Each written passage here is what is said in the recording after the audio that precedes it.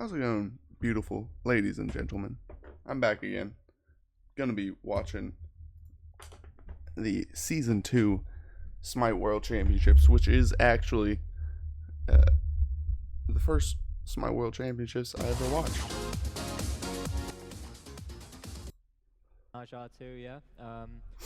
Ataraxia from actually the last video. He pretty much hard carried the two games. He won. They are probably the strongest drafters, at least when it comes to meta picks. And how is that going to skip all the way to P's and B's? They are making you don't need to hear them. Yeah. Isn't necessarily meta. Putting on the world stage, making my it goodness. amazing to the point P's and B's where are an hour in. back home playing ranked. All five of you, but not going to fight six of you. I really like first bans. So EPSilON, we have Adapting, Raffer, Yaman, Emilito, and what's it called? Dimmy. And then on enemy, we have Pain Divion, Scream, which I think his name is Verizial now. What's it called? Venenu, I'm pretty sure. Then we have Chaos and Benji, which at the time is Salt Machine. And pretty much, yeah. This is one of the most legendary sets. Are they going to ban away the Zeus? Because EPSilON has shown that they like to prioritize it. However, it hasn't been successful so far for them. Ooh, banning out the Freya. Well, we know that in Europe, Freya has been used quite a bit, right? That's been a storyline that's been brought up numerous times. So that's Emilito on screen right now. Probably the best Chronos mage ADC player we've seen in the SBL. He just played really well around those power spikes. Knew exactly when he should fight. Knew exactly when he should farm. Then that's a Pain Divion Athena and a Zhonghui for Chaos. Both very renowned picks for those players. Coming out against EPSilON. Some of the best piloting of Athena and Zhonghui out of everyone there is. Pretty sure going into this tournament, Zhonghui is thought to be very broken because of his AoE damage, but we'll see Raffer do something very smart to counter it eventually in this set. I don't know if it's game 1 or what, but that's one of the best support counter picks we've seen on the world stage. I do remember that from watching it back. And if I remember right, this is like a soft tank meta, and then Season 3 is like we're fully into the tank meta, where we'll see like tank jungles every game, everything like that. But like Zhonghui kind of was the start of the tank meta, where players were realizing just being tankier and surviving all their bullshit will make it so that I think so too. It would be, you win more games. That's Benji. At this moment in time, I'm pretty sure his name's Salt Machine. Well, we know enemy has gotten their dream comp right now. Everything they're going down. Listening to the beautiful voice of Incon, one of the best Smite creators. I think him and Weekend are pretty much tied. Weekend's more for the older, like teen audience, and then Incon's honestly better for the kids. I'm excited for that one. So this is what I was talking about. Ymir pick into this Zhonghui is what we'll see multiple times, and Raffer pilots this perfectly to punish the mage without a jump. But I know that's not, it's kind of in Osiris's favor. But the Ymir could be one of those off-key picks that could surprise the Osiris. Outside of Neath, enemy has got. I could be wrong. Maybe that isn't Scream has this as early game. the jungle for enemy. Doesn't look like him. All right, boys, it's been locked in. So maybe it isn't. Good old Lucas. We'll just repeat it anyway. EPSilON, EPSilON, EPSilON. This game goes to enemy esports with their perfect draft stage. I think EPSilON esports are going to take this series 3-1, and I think this is the game that enemy's going to win. Enemy will win this game. Enemy will win this series. That's it. All right, folks. golden boy. Go. It is now time for the grand finals. Get hyped up in the crowd and let's go. This contest We got Zap, between EPSilON and Bart, Enemy. Guys, and then Stinky Boy DM. I got Enemy in 3. In 3? Wow. All right, maybe 4. That's maybe adapting, man. I have EPSilON winning this in 4. I do think Enemy will win a game. What do you think about this one, this particular draft? You always got to like when pt1 gets the Athena. I think that Zap showing support for his NA boys. All of their comfort picks. For some reason, He's like, I got beat by Enemy. I want them to win at least. I want to be beat by the fucking world champion. One game, this draft is definitely something that could do it with. Yeah, however, I do think Respect. Zap is also a goat. You knowing that Enemy would pick this draft because the Ymir can wall off the zombie. It's a just. It's a just. Completely forgot his name. And then it's Vedium, not Venenu. My bad. When he uses his ultimate, the Sobek can also pluck him away from the team. Now Yaman is probably the best piloter of, or like he really started Hunter mids, and Hunter mids being very meta. He's one of the best mid laners we've ever seen play around pressure and giving that pressure to his jungle, which in this case is adapting. Looks like adapting is going the old red pot start, where you buy the 400 pot, 500 pot. I think it was 400 at the time, and then you immediately get a bunch of power.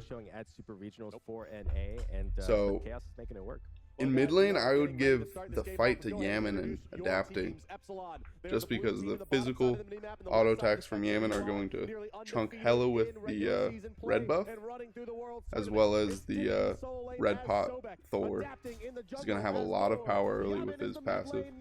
Raffer and MLE2 will combine as a dual lane Ymir and Soul. Their opponents today wearing the red trunks, fighting out of the top side of the minimap and the right side of your spectator UI. So Emilito and Raffer immediately going for the invade, walking right past the purple. Chaos is the mid lane. Jonquay, pt1 are the duo. Athena and Chiron.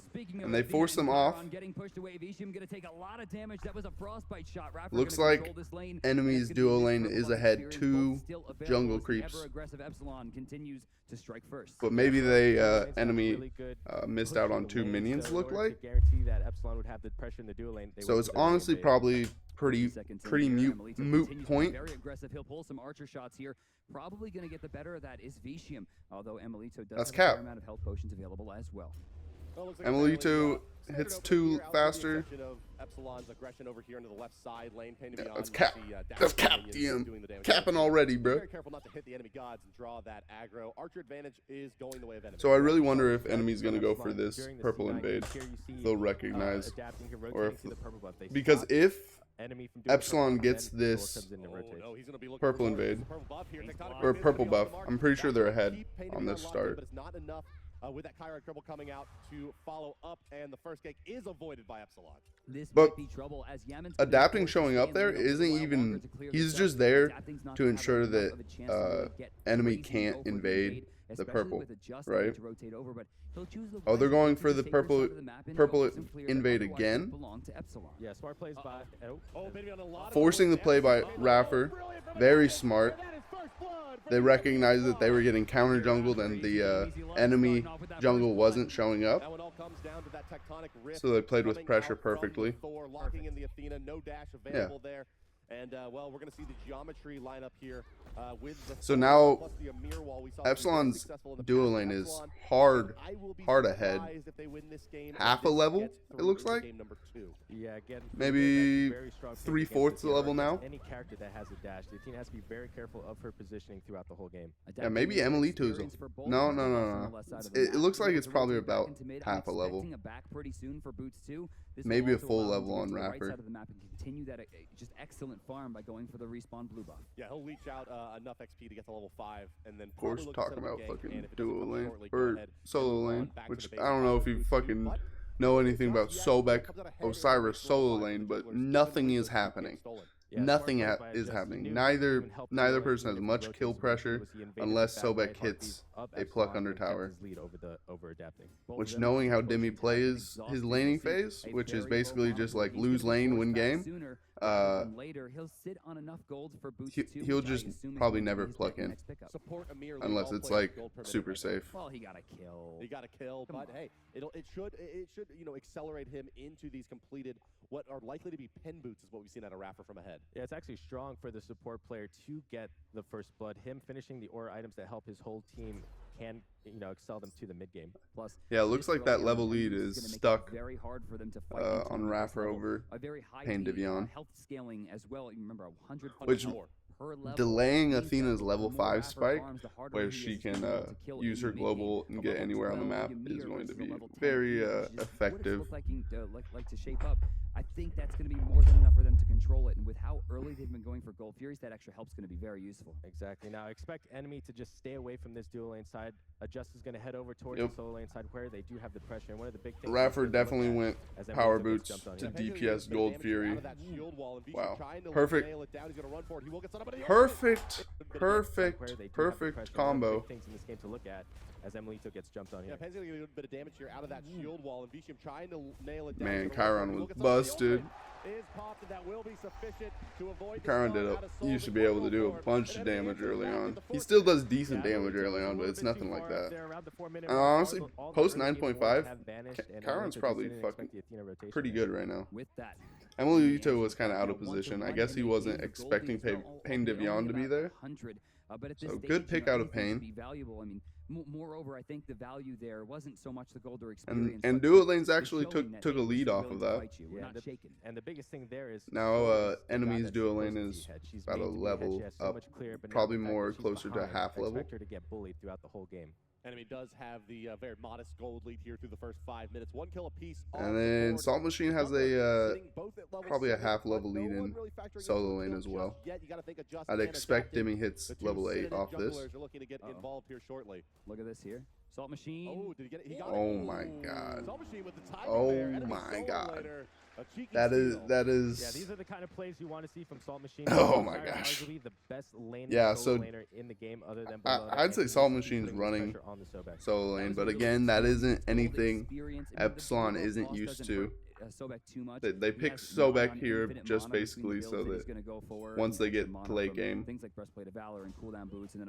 going to be fucking vibing. Doesn't really matter how the lane goes. Raffer's a little bit out of position. What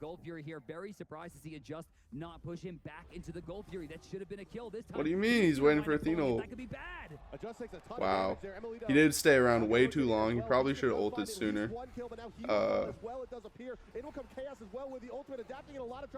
But it was really good Athena or Neithel out of Yaman there to kind of force Adjust to fucking chill out for a second. It's like really when you're Adjust here, it's like so awkward. He probably should have ulted right here, but then he sees the Neithel immediately come out. Like this comes out right when Raffer is in danger of being ulted. So it's like, are you really going to ult and not be able to follow up on any of your damage, which is like Humbat's MO? So they call, hey, wait for the Neithel, fucking re-engage after, and then they're gonna wombo combo with the Athena ult, Humbat's ult. But at this point, Adjust is already at fucking 1/4 HP. That should have been a kill this time. He's gonna wind up pulling it. That could be bad. Raffer is so smart for fucking standing in the Gold Fury and everything, because like how much damage did Gold Fury do to Adjust there? Vedium end up getting the kill on Raffer? Damn. So Adjust is pretty far behind right now. And then Vedium trades for Raffer. PainDevion's dashing out when Chaos is ulting in. Chaos is going to trade as well. That's a really fucking selfish play out of PainDevion, honestly. I don't like him dashing out there. I feel you got to full commit if you got a fucking Zonkwe ulting. You know? 7 kills in 6 minutes. Spells that both of these teams really want to show each other. So it looks like it's going to be slight advantage to EPSilON so far, but that gold lead is growing. The XP lead looks like half level on Yaman now. Probably closer to a full level on adapting over Adjust. Just is pretty fucking far behind. I think he maybe got a little bit afraid. If I'm EPSilON, And still, Raffer is still maintaining that support level over Pain Divion. Just outside of the Gold Fury, but probably the biggest, very impressive. Or rather, the most important or impactful part of that fight is that Yemen does not have to rotate out of the mid lane. He gets about 50% of the tower damage in the mid lane there, in addition to getting a credit for an assist with his ultimate. No, sorry, he picks up a kill with his ultimate, in fact, and is sitting at level 10 above the Zhang Kui here. You can see putting up 500 structure damage with no other damage dealt on the map is likely to be the thing that's going to be the most important going in the mid game. Looks like they're trading mid camps. So 7 minutes in. 3-man splitting for each. Adapting, grouping up here with Raffer for the left camps. I think back during this time with Bumbas and how it worked was basically like just gold efficient, XP efficient to triple split. So you're gonna see this 3v3 in mid and then basically 1v1s on the side lane, unless we're gonna see a gank out of one of the semi-global ults. EPSilON versus enemy. And we are just getting underway. Yeah, the biggest thing here is EPSilON has more of an early game, you know, I want to fight, I want to gank comp, while enemy has more of the late game team fight comp. So I really want to see EPSilON try to push their lead, use the advantage. Good analysis out of Zap. Try to build their lead. Oh, Pain Divion taking a huge. But it is honestly super crazy because EPSilON isn't even acting like they're the late game comp. Like, they for sure have the better comp late game, I think. They just have to bait out ultimates and then they're fine. Like the tower DPS, fucking objective DPS. Like, it doesn't really matter if EPSilON has their ults up or not. They're going to be able to kill you very easily. Whereas, like, enemy has very big, powerful ults, but outside of that, their kits can be played around and a little bit lackluster. Look at EPSilON diving with Soul 3.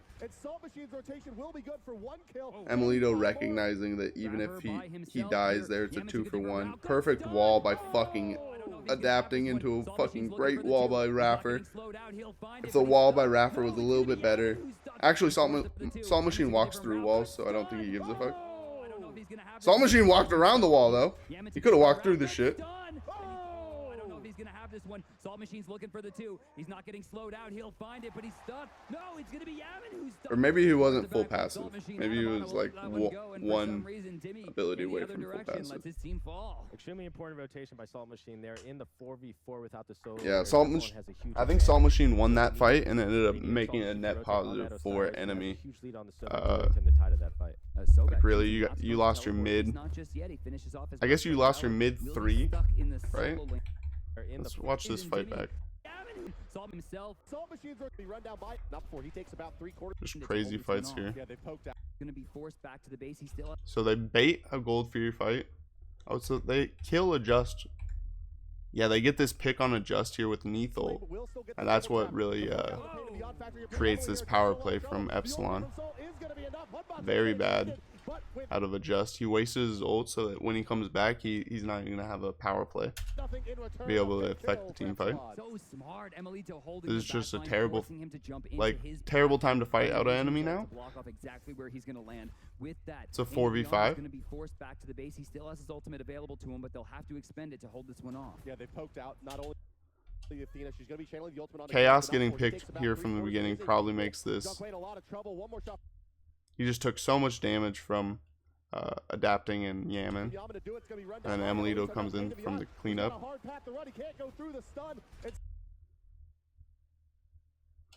Salt Machine. So when does Salt Machine get over here? He just walks from base. Ultimate available to him, but they'll. Yeah, he just walks. He just walks from solo lane. Pain Divion was going to be forced back to the base. He still has his ultimate available to him, but they'll have to. I was wondering if Salt Machine teleported over, but Salt Machine being here is really the difference maker. Because if Salt Machine isn't here, I don't think EPSilON dies. Yeah, EPSilON definitely doesn't die for Chaos. Raffer by himself here. And very good positioning out of Vedium.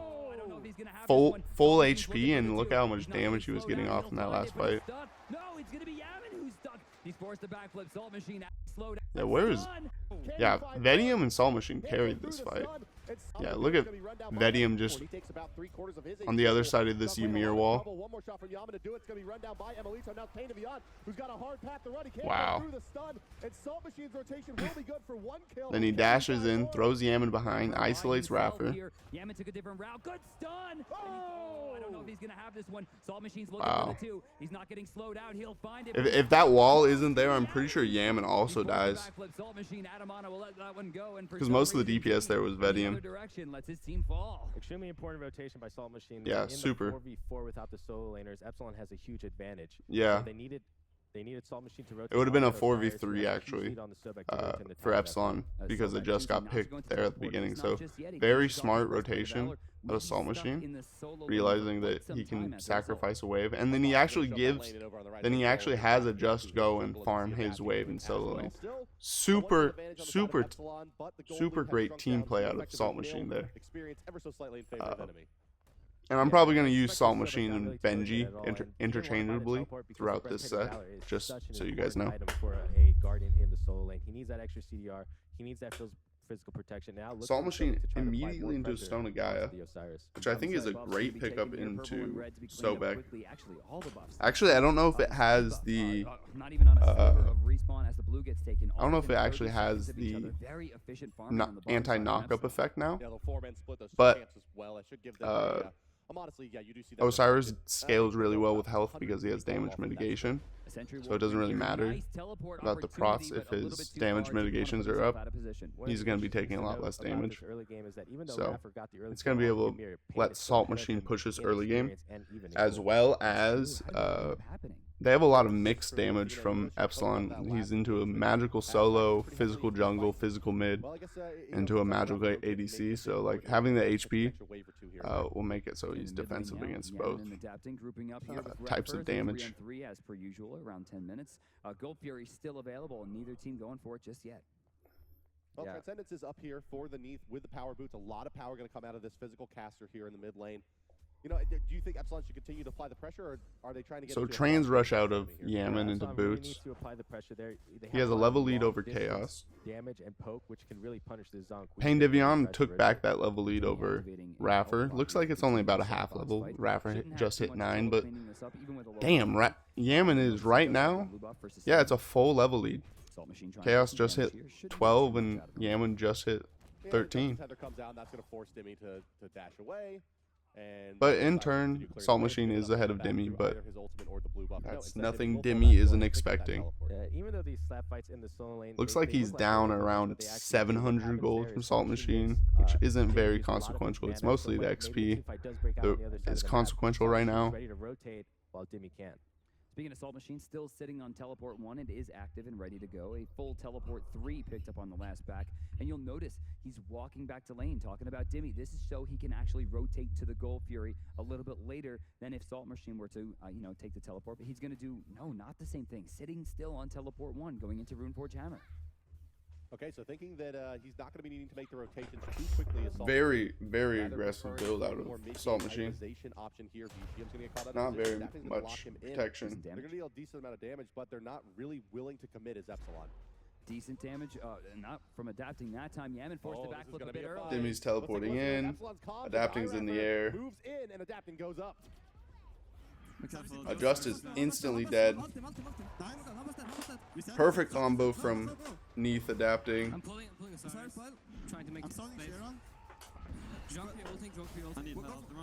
Two people on Raffer.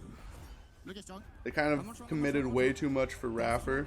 Zonkwe didn't really get much value from his ultimate there, so it's a Raffer trade for Chaos, which is very valuable out of EPSilON. This might be an overextension. Wow, Demi survives. Wow, the unkillable. The unkillable. Demi re-engaging there at such low HP was such a make or break there. He threes at the beginning, so no healing is coming out from the Gaia. Huge tail whip and the dash out. Perfect wall from adapting. Demi stays around to bait.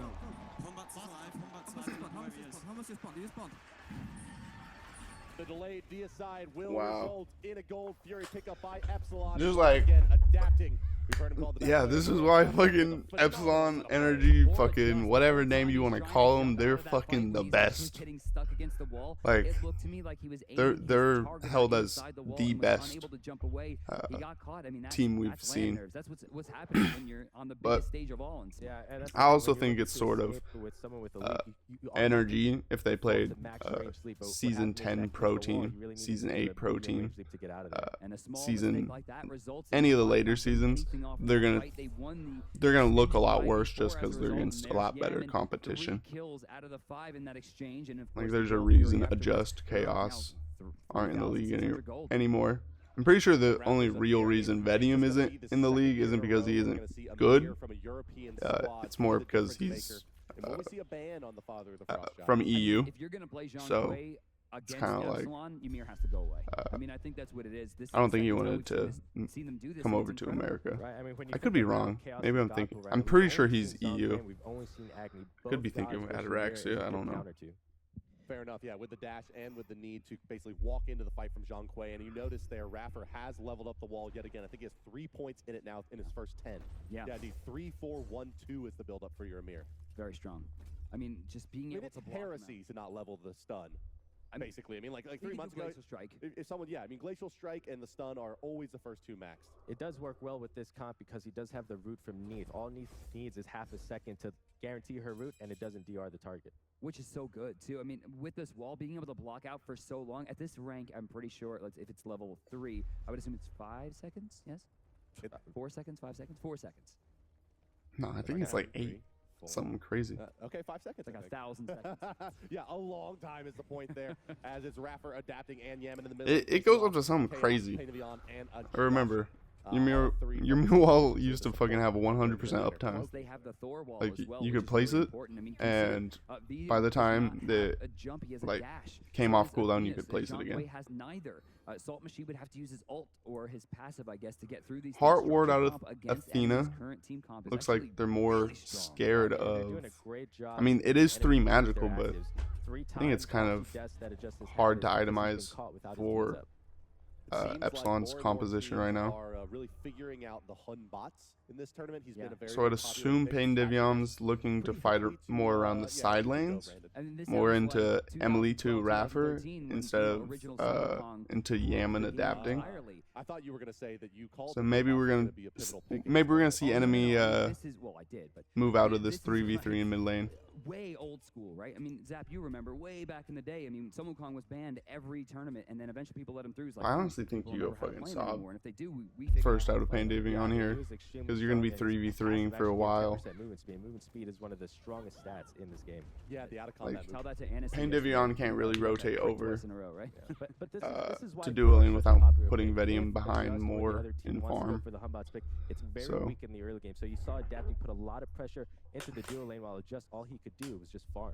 Speaking of adapting, the Mail of Renewal getting started up here. Once that's finished, he's going to have full CDR and a lot more effective frontline. Oh, the good old days of crit Humbats, baby. Wall, he'll have a way to get in and out very efficiently, and if he does find 1 kill, he's going to start. Humbats passive used to be like you have a 30% chance to crit, or something like that, extra damage maybe. On EPSilON, but this cat is the unsung reason that they are winning these games 4-0 and 6 on the knee. Oh, this finds 2 wards. That was 2 centuries too. The dream. That was brilliant. Century return for Vicium there as he rotates in and does get that vision back. But Yaman is definitely the player to watch here. I mean, there's some flashy plays coming out of Raffer and adapting, but Yaman is. So we were set up for a 4v4 tier 1 tower siege in mid lane. Right now, Stellar Burst, some damage to Chaos, not a lot. They're going to pressure in. EPSilON has very good tower poke with Yaman and Emilito.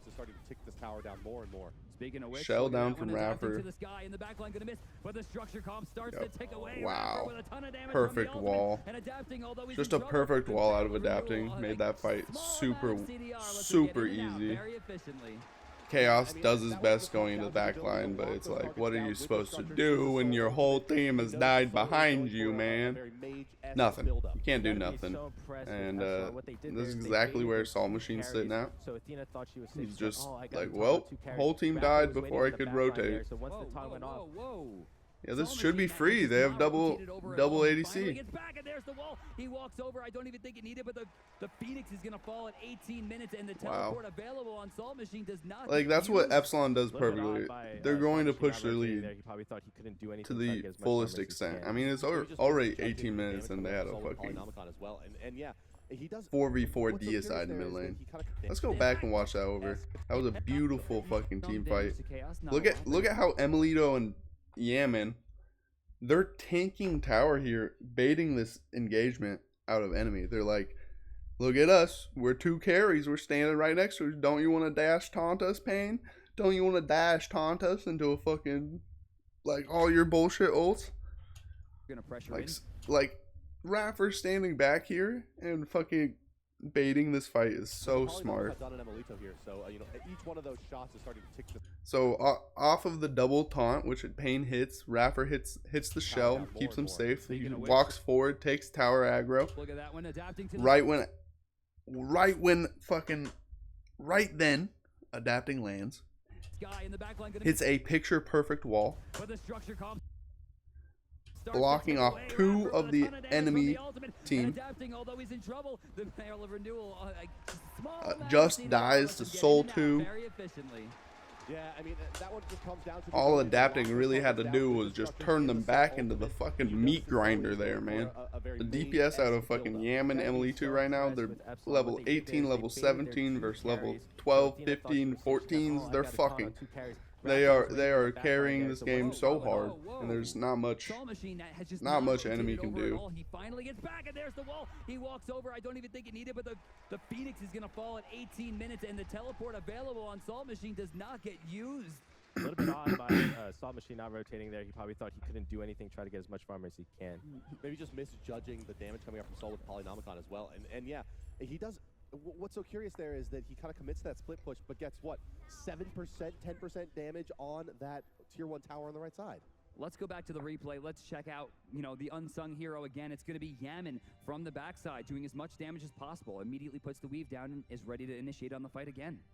Doesn't even need the ultimate here. You can just see how the fight breaks out, and then comes that AoE root to hold them in place. Damage coming through, and there's a rampage for Yaman here. He'll find a second kill as well at the end of this. They're glazing Yaman so hard.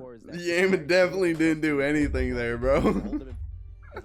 I'm sorry, Yaman is a very good player, but Yaman didn't make this play whatsoever, man. I think it's Raffer and adapting, forcing them into like the auto attacks that are just perfect.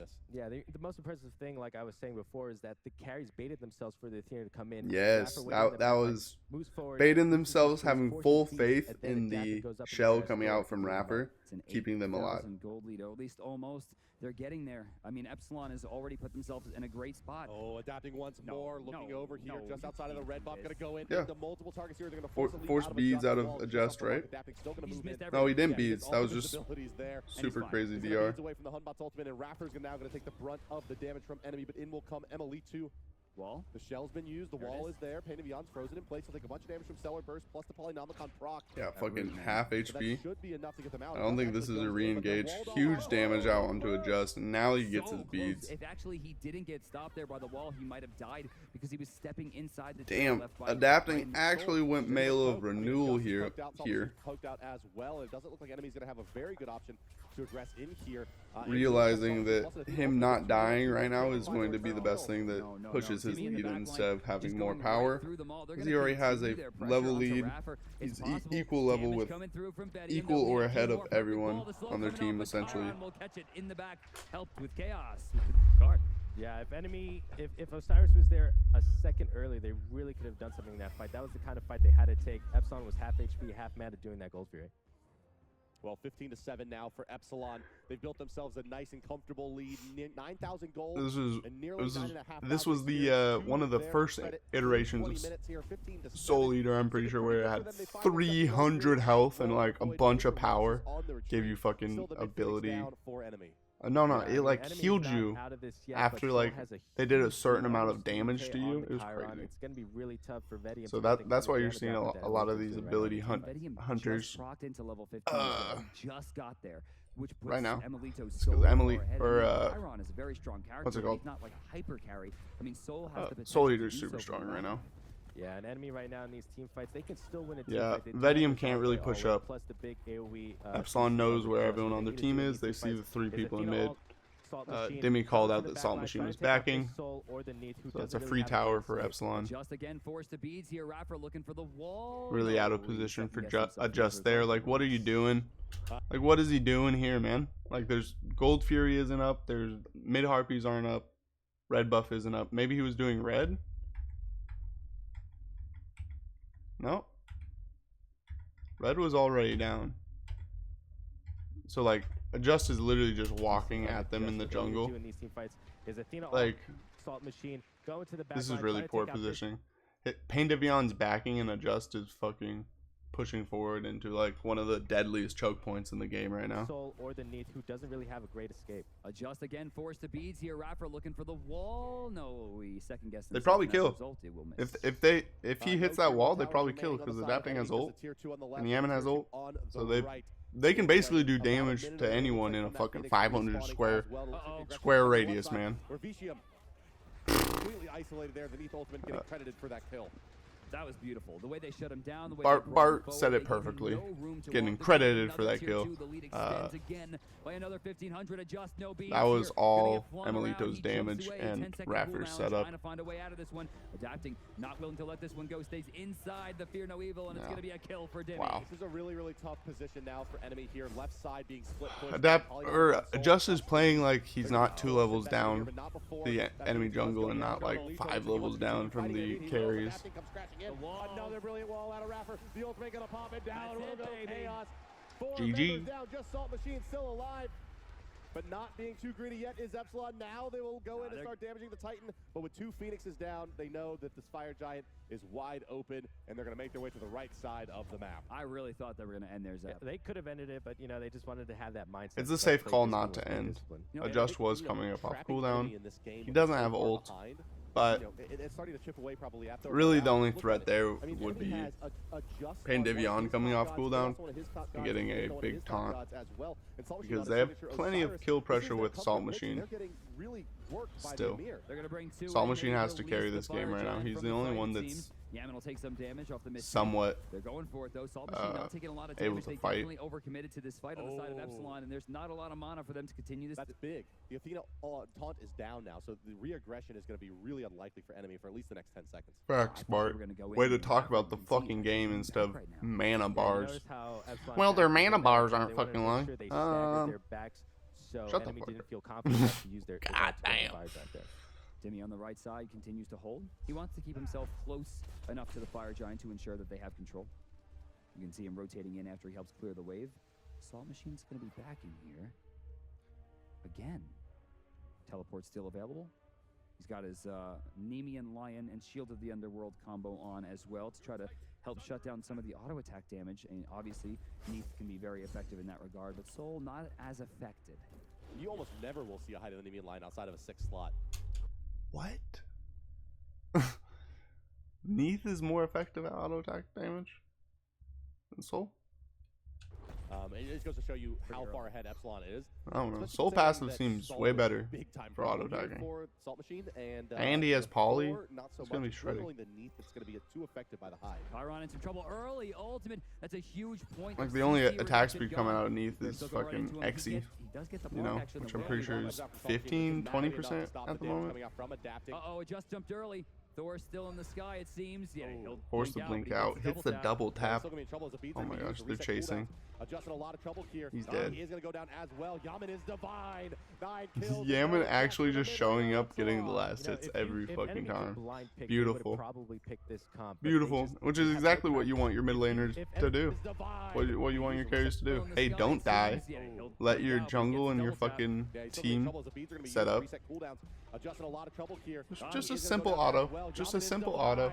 9 kills and no deaths for the mid laner of EPSilON. You know, if Raffers zoning out Salt Machine really big, making it so that his team diving Adjust isn't really under any bit of threat. We saw them use this against Cloud9 effectively. That has EPSilON an enemy as well. Just the zone here is like a fucking iron wall. And the creator and the father of the Frost Giant. No trouble. Harder to get in that fucking Fire Giant than getting into West Germany, I swear. East Germany. East Germany? I think it's East Germany. Pandion stunned, he's rooted, and he's gone, adapting with the kill. Fucking Iron Curtain. We're watching here in the audience. I think everybody That's knows right. what it feels like to get beat by a support Emir. Wait, Yeah, that's right. I got my fucking Cold War references. You know what the fuck Has going Adapting on. been a part of literally every single kill? Adapting sitting on 100% kill participation in this game. 22 Sheesh, kills, 25 that's crazy. minutes. Not even And the possible. Thor has been in all of them. 19 And look at his build. kills It's so participated in by like Yaman as well. he's so team oriented too. It's not even like a little bit about he's that. Like, how does fucking a jungler get to that building point? super greedy or That's anything. incredible. It's I not mean, like that he's just means building that Adapting is the one Deathbringer who's play call. third. He's leading his He has team. He's 4 telling them when to items, fight, when to super fight, and who to super go. valuable. Pen, health, He's HP, around for healing. this one. Yeah, Fire Minion's cooldown. coming in from 2 sources, it seems. You'll see it looks like Yaman going to back up just to get those creeps into the jungle. They have 3 full waves. Looks coming like they're in gonna just a play second. Are they gonna super take this safe. opportunity Yeah, or there's go back no and spend gold? there's no rush for EPSilON. They're just gonna wait for the fire creeps to pour in from all 3 waves and probably maybe take down these phoenixes as they spawn. I do want to give you a little factoid here about Dimmy. Dimmy has been pretty ill for this entire tournament. Yeah. And you may notice it in his playstyle. It's a little bit more passive than you expect to see out of this player, especially considering what happened in Super Regionals.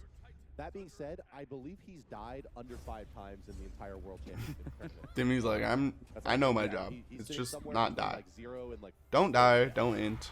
And Let my that's team another carry. Phoenix. That's another 1,500 gold between the two. When you're Check playing gold with in hand here. the They're best gonna back and spend it. It's a great jungle, opportunity. Oh, everyone over 2K except for Dimmy at 1,900. the best support 10,000 gold is right about to now. be spent. Yeah, there's And no point to risk it. You know, it's very dangerous fighting. Emilito's, against when he's 5 on at the fucking time. They're gonna back mage up, they'll have ADCs, 2,000 definitely gold is in the hand. They're best gonna get another item, ADC. you know, get another power spike and then look to end Especially it. at And they this still moment in have 2 time. minutes with this fire giant with 3 phoenixes down. Nothing is stopping them from taking this over. They still have 6 towers up. I think the only one that really Fighting in this competed fight. with There's Emilito no way at there's this enough moment time for was Emilito to return Barracuda, this game. the There's a lot to hoot previous about on the world soul as champion well, winner. because Poke is going to start nearly killing a Just. Which my plan is actually to go back and watch EPSilON vs Cloud9 because I remember that set actually being one of the best SMITE sets I've ever watched. And I think it's pretty much known as the best SMITE set of all time.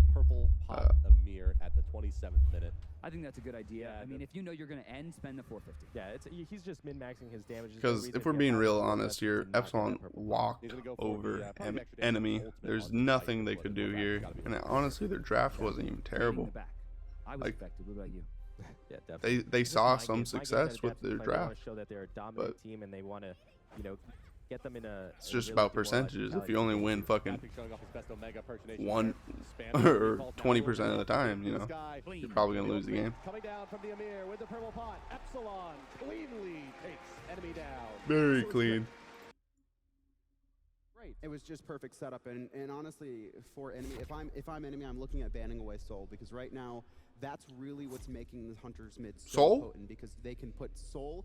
I think you over ban Duel. Thor. We actually saw Fnatic run I know it's hard to ban out of adapting, but like, enemy played a very passive game. there was nothing they could do against Thor. Fnatic Thor about 4K ahead, walked and that they whole held out game. until late game.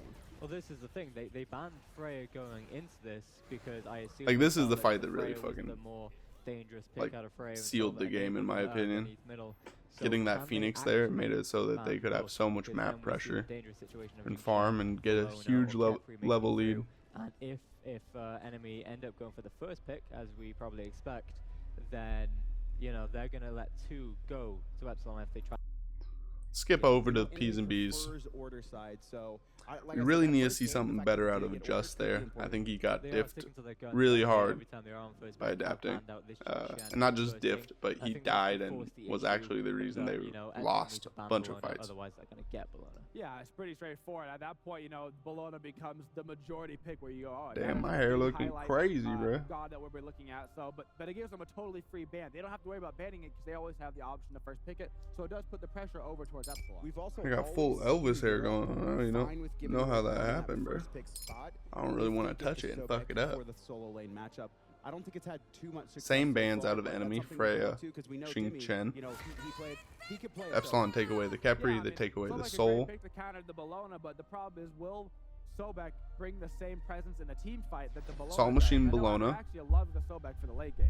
Yeah, I like so picking bad, Bologna on especially, Salt you know, Machine, Jimmy is confident just enough to because run it against Osiris which is a is, leading farm matchup for Sobek. a little bit So, more again, tank oriented and adapting doesn't to have again, as very much exciting. kill We think pressure this as is Cat here Bologna. because it was banned away last time.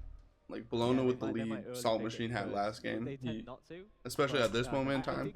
This moment in time, Bologna, she can take over and carry whole games. Once EPSilON started picking up the aggressive play.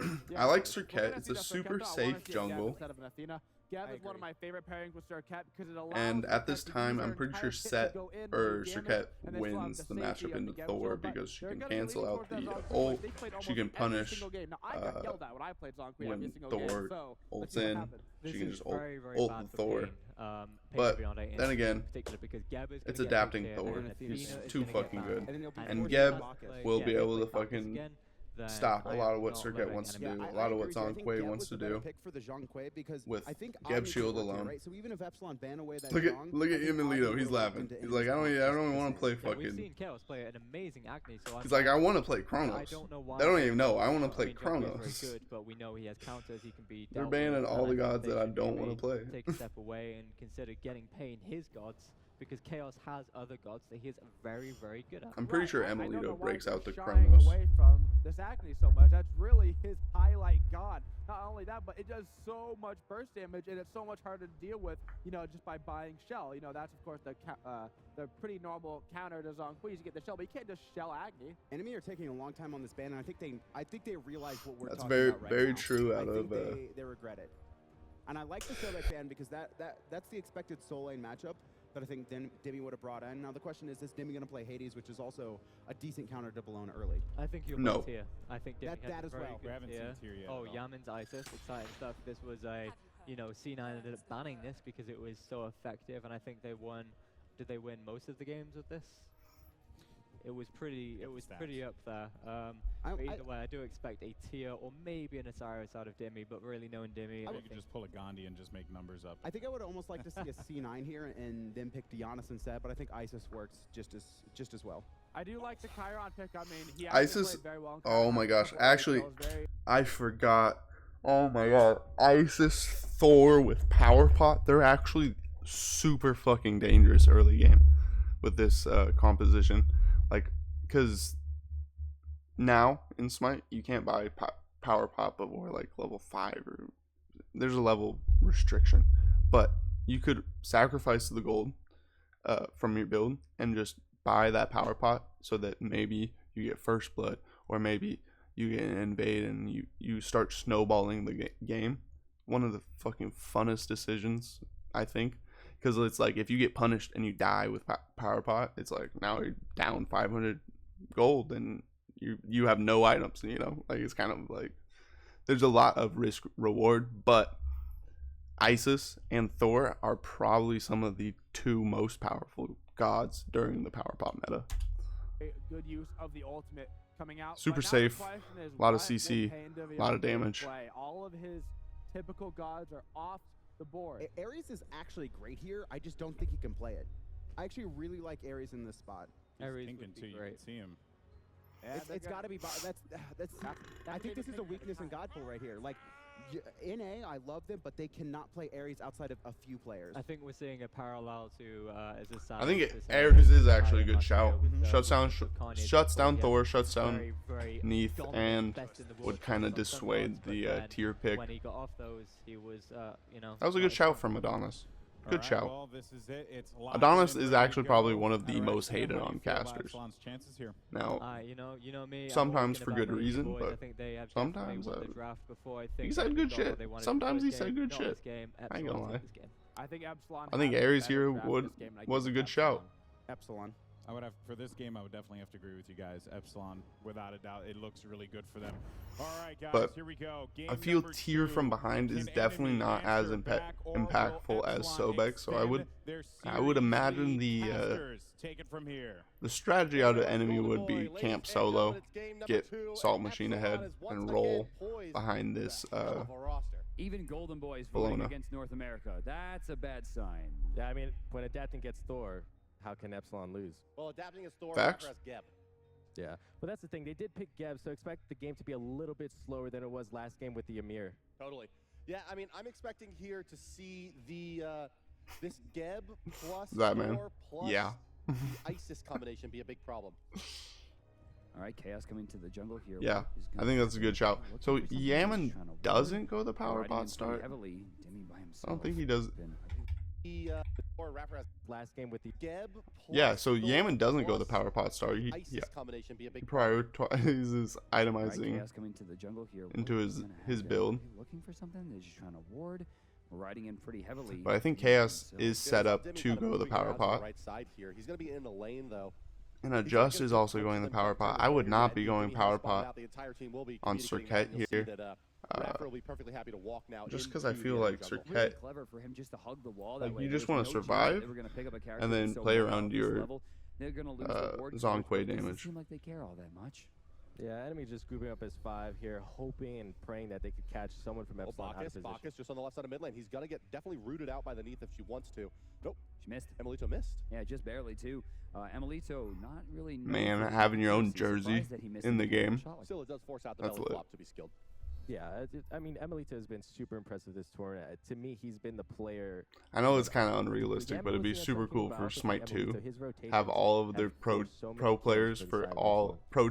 Well, yeah, I've been like have all of their pro players have their own skin in the game, and then they all use that like skin. So all the gods have their jersey on like that.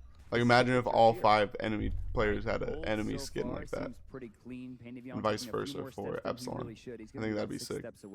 Which is going to wind up hurting him, but not too much. They have to be careful though. There's a very but it would also be a lot of time investment.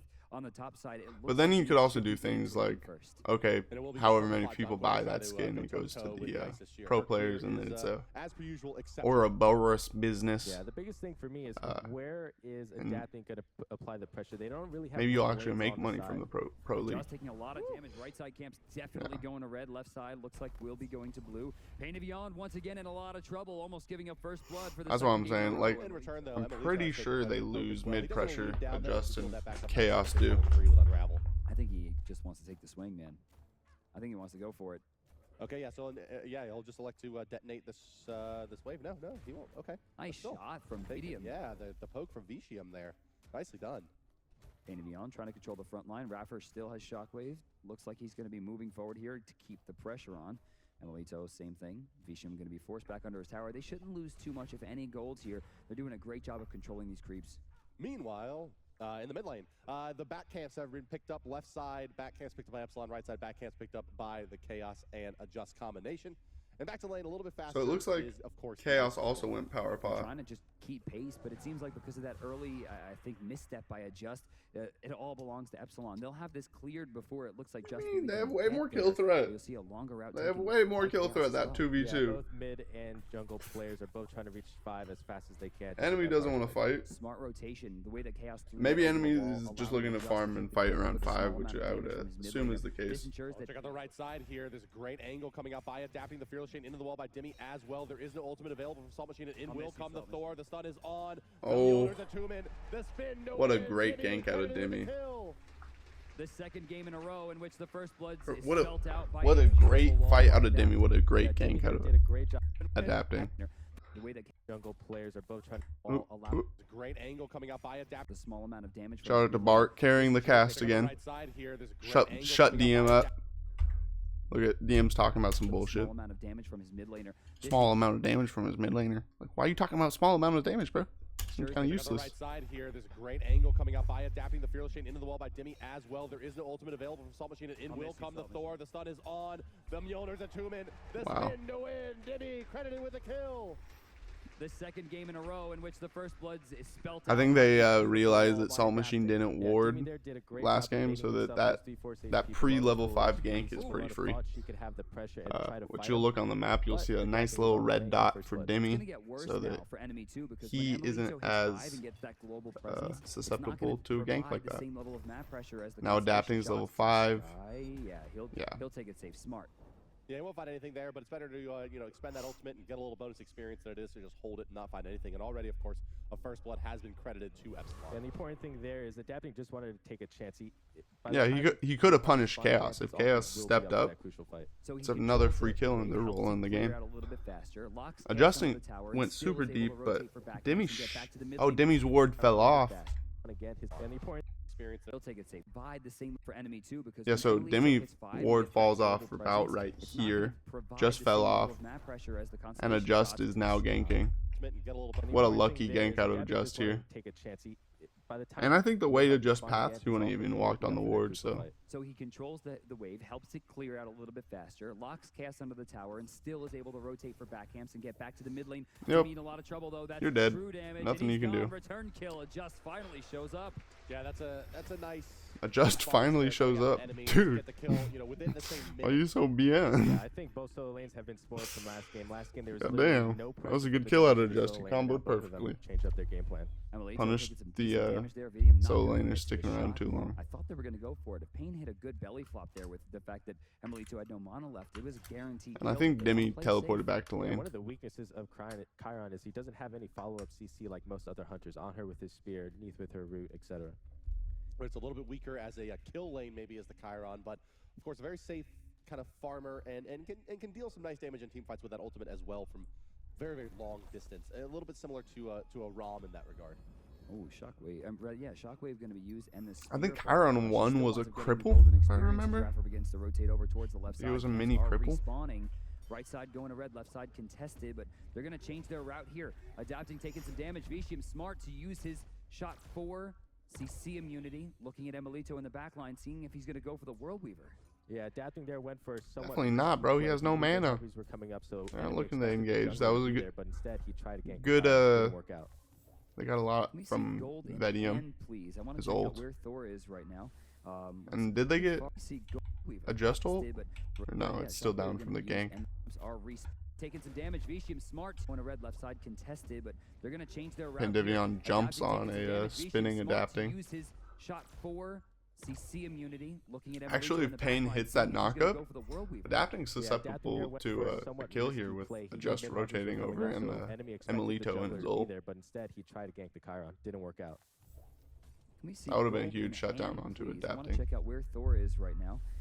Let's see, pretty far down the list, actually just getting his boots online, it seems. Adjust with a slight advantage in Golden Hand.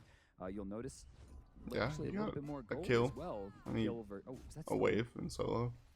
Leading Golden Hand, however, is the Bacchus as items are picked up and getting closer and closer to those boots here. Raffer's going to move in. Does he steal that? He did indeed steal the purple buff away. And now the Neath ultimate coming out is going to be blocked by Pain just barely at that. Belly flops down here. Yaman does not find it. Pain able to dodge and a beautiful intoxicate. Wow. Freehand double tap into Isis ult. They're still going though. Adjust gonna that guy is good at the game. Yaman definitely will go down the point. Really good counter rotation on Chaos. So far, Yaman definitely will go down. And that's a worthwhile trade. They're still going though. Adjust gonna find a worthwhile trade out of enemy. This is the game they like playing. Belly flops down here. Yaman does yep, our Pain able to dodge and a beautiful intoxicate. Yeah, that intoxicate was actually kind of huge. They were drunk for so long they couldn't get to the tower.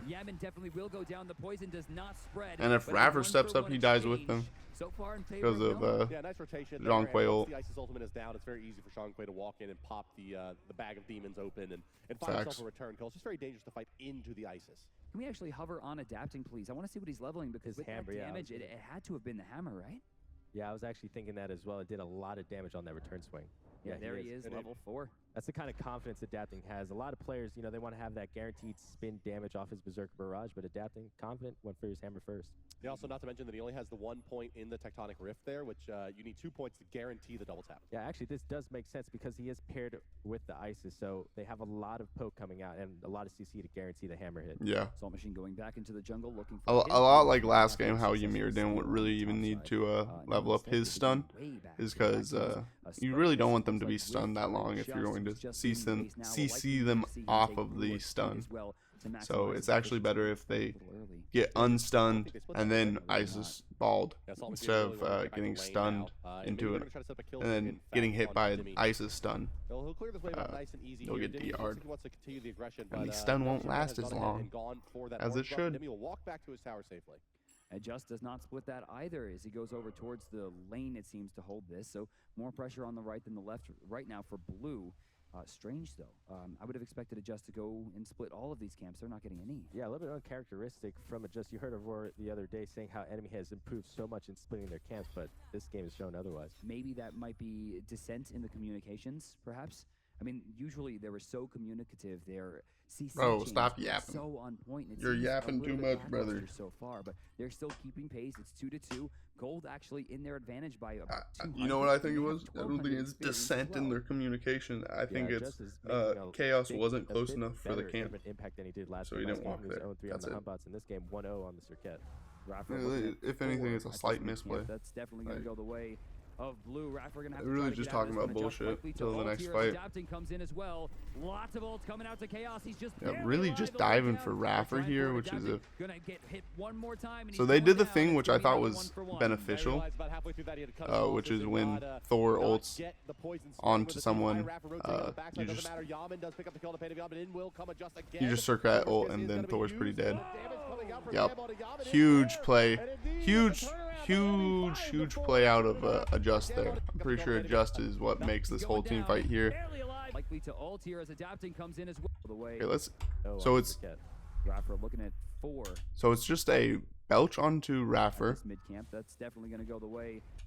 And then stuns 2 with Gebel. Of Blue. Raffer gonna have to try to get out of this one. Adjust likely to ult here as Adapting comes. Adjust pulls back, waits around, in as well. Waits out the counter engage. Lots of ults coming out to Chaos. He's just barely alive. He'll go down. Chaos got a lot of damage off with his ult. They're trying for it. Adapting. Gonna get hit one more time, and he's going down. It's gonna be another 1-for-1. Yeah, I realized about halfway through that he had to cut his losses and not get the Damn. poison for the team. High Raffer rotating on the backside. Doesn't matter. Yaman does pick up the kill on the Pain of Yaman. In will come Adjust again. Cobra's Kiss is going to be used, and the damage coming out from Gamble to Yaman. Wow. That was a good team fight. I think the adjustment has been made, Bart. Yeah, it looked pretty nice there. I mean, I think Circuit is. I think the adjustments have been made, Bart. Shut the fuck up, DM. God damn it, shut the fuck up, DM. God damn it. Adjust gets to play this god every game. Like, says stupid shit all the time. Can't believe people thought he was a good caster, bro. There's a reason he ain't casting in any other fucking leagues, bro. It's because he ain't that fucking good. I hate to say it, bro. Like, if you're really good at something, they'll look past sexual assault. They'll look past all that shit. If you're really talented, like, look at Michael Jackson. They'll look past a lot of shit. There's a reason DM didn't go cast for another fucking SPL. 1, he's an asshole. 2, he isn't that good at fucking casting. He isn't that good at casting. I'll say it. You do have the passive Lawbringer that states that all CC will be reduced to 1 second. Which is fine. It's just fine. The state of balance. Adjust walking back into the jungle, looking at Emilito. Cobra's Kiss will hit. Emilito going to take a 10% shot as well. 50% of his health gone in an instant. Yeah, I love the play there by Adjust. The discipline, the presence of mind to know that. Looking to pick out Pain Divion. Yeah, adapting force. Doesn't want to overextend for the well, and technically a dodge as tank like they did earlier in duo lane. Exactly, and like I was saying, Adjust with the presence of mind not to use his full kit there, not to waste his ultimate. He knew he didn't have enough damage to one-shot that Neath. Did he use Cobra's Kiss on the Gold Fury? Yeah. Must range bullet.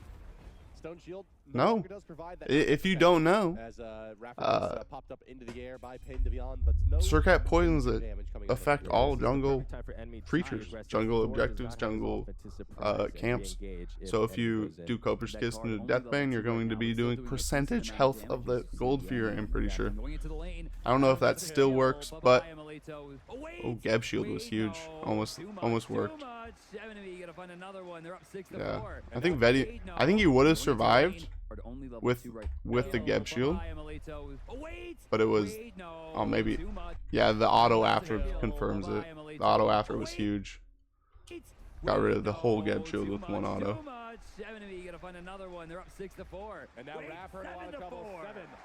Good pick out of Pain.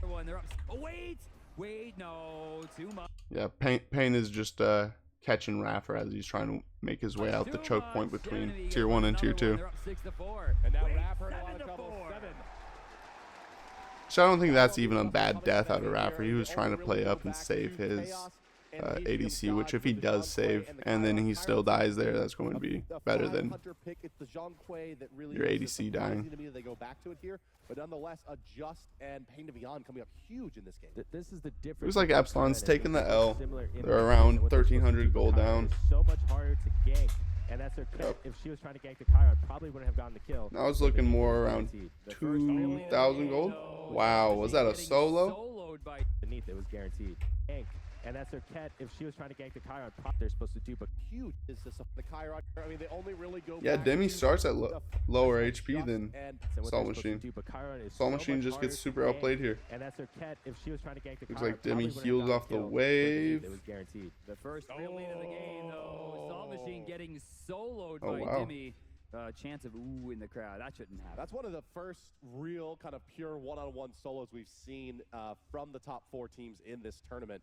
And Demi coming up big That's against Salt crazy. Machine there. I mean, when you man fight the tier, you always got to be worried about that burst heal. You know, I was talking. I don't think the burst heal even came off. I think he just double fearless. Never an excuse for you And to burst be soloed in the solo used his lane. burst If damage. you pick a warrior or a guardian, Shout out Could be to, wrong. Red Pot Odin.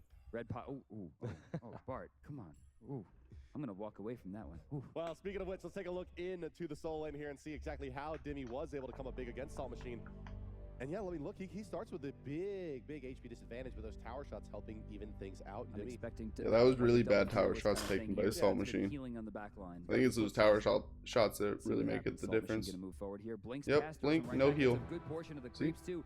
He's gonna hit the bludgeon, but yeah, A little heal. One hit canceled directly into the fearless. Beautiful kill. How perfect Demi played there. He had exactly enough mana to use his whole kit as he gets engaged on here by a Just. Salt's flowing. And look at that, Just tier over for a turn tier kill. into Nothing gonna Circuit's find actually a just yet. pretty And Demi happy smart to call take the damage because as he heals right back up to 100%. I mean, how many SMITE to players get the in Demi's auto position after would have had the to play Circuit this line to combo, know you could I think kill you the need it Bologna to be like that? longer than 1 didn't second want to to taunt. Yeah, I would have. If you would have told me, hey, Which we see right there.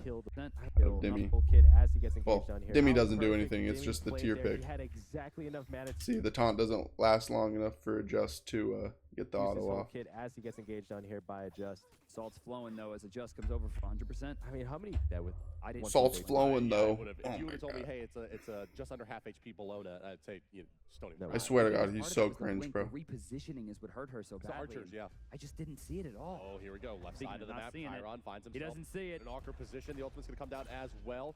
Holding the stun, and yeah, Vicium is dead. Walls. Right. Missed. Oh, he missed! He missed! Wow, a rare Wow. by adapting Dust. And yeah, Vicium is dead. Walls. Right. You know what it is? He got super DR'd by Geb. Holding Gebel. the stun, and yeah, Vicium is dead. Walls. Right. Oh, he missed!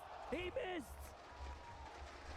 Wow, a rare misplay there by adapting Dust. So I think what happened there is that Dead. adapting Right. sees that stun isn't gonna last long enough, so that he tries to like pull the hammer to the right, because usually what players will do is once if they like become unstunned from Thorwall, they'll try to run perpendicular from the wall to make that play to make it harder on the Thor to hit, obviously. Oh, he missed! He missed! But Vedium just fucking turns and runs. I'm pretty sure Vedium thought he was dead, but then he got DR'd and he's like, well, W key. But just moves in. He's not going to find too much as a stone shield comes out onto adapting. Very smart for EPSilON not to overextend for the kill though, because they knew enemy was coming for the counter rotation. I don't think I've ever seen him miss a shot like that before. Yeah, I mean, but that also goes to show why Chiron is such a popular pick. He is almost impossible to gank. All right, so Chiron's gonna get some free Yeah, experience that here. was the Over on left fucking side, they continue to get Chiron aggressive. passive She's and gonna jump out after Soul Eater maybe coming through. overstating her play a little That was a bit. That's fine. lot of 3-0 and 3 a for lot Just of Cat here through the HP first 12.5 and minutes. passive 1900 healing. experience, 1700 gold in favor of the North American squad. Enemy as they look to draw even one game apiece here in this best of 5. I think one of the biggest things for Enemy right now is their leader, their shot caller. pt1 is playing with the lead on the Geb. Last game, he was the one targeted. He was the one that fell behind right away. Another Sentry Ward pickup right there as Vicium gains 50 gold. He's going to rotate over towards the mid lane. Mid camp's coming up on both sides, and so far it seems like the blue team has complete control over both. Yeah, EPSilON seems like they have no idea that they're coming up. In the mid lane, Lane is pushed. I mean, this looks good for Yeah, them. Bologna from behind is a lot more difficult to play now onto the Geb to help mitigate some of that Zhong Kui from damage. even or ahead. EPSilON be able to stand up a little bit taller in the next fight. She technically has a level lead over Demi now, Right side available for contest. or XP lead, I should say. Starting to group up. They're It's probably more close to around half a level. Yeah, Demi just hit level 5 or level 15. Enemy moving forward, maybe thinking about sieging this tier 1 as they have moved their Hunter over into the mid lane as well. A big grouping from the North American team as they look to find a pick. Yeah, there's just not much to do around the map. A lot of the buffs are down. The only thing that's point of contention are these mid harpies, but EPSilON's giving them away for free. 7-5 still. Enemy starting to, I think, really start taking this one away.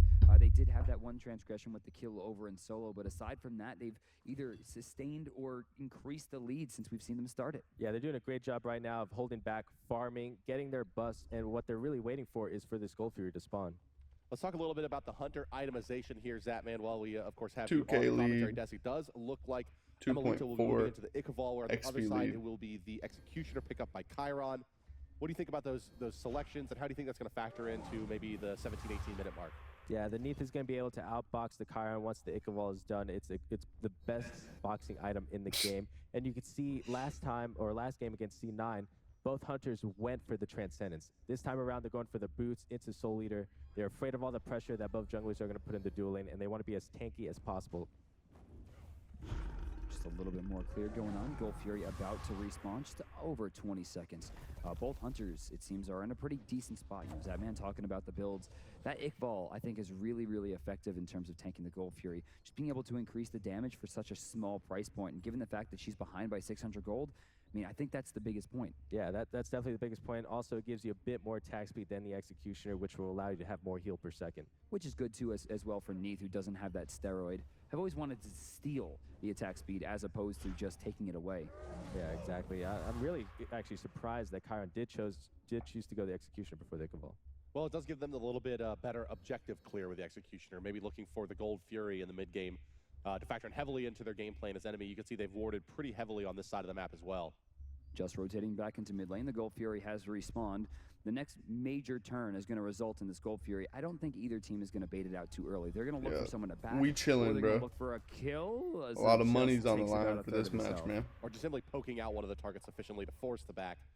Could be enough to even go for the Gold Fury. In fact, maybe just that small advantage is enough as they see enemy shading over to the right side as EPSilON. They're going to move. I think they just want to pull a fight in I don't Gold think Fury. Can really I don't think they're going to actually can't back be able to burn this. She can't use her teleport because it's level 1. It gets stopped by just damage. And for her to stop the teleport, it would result in her having to use her ultimate. And then right afterwards, Tyr would be able to rotate. This is a really good spot for Dimmy and the rest of EPSilON. Yeah, speaking of Dimmy, he was behind all early game, got his blue buff stolen, and now look at him on Salt Machine's blue buff looking to steal it. That's what happens when you solo somebody, right?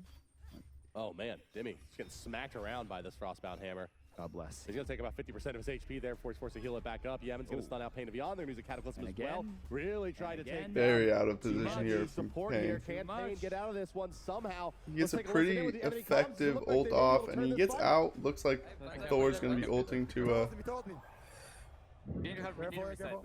oh, adapting slightly misplays, but still cleans up the kill. They don't get Pain Devion in mid.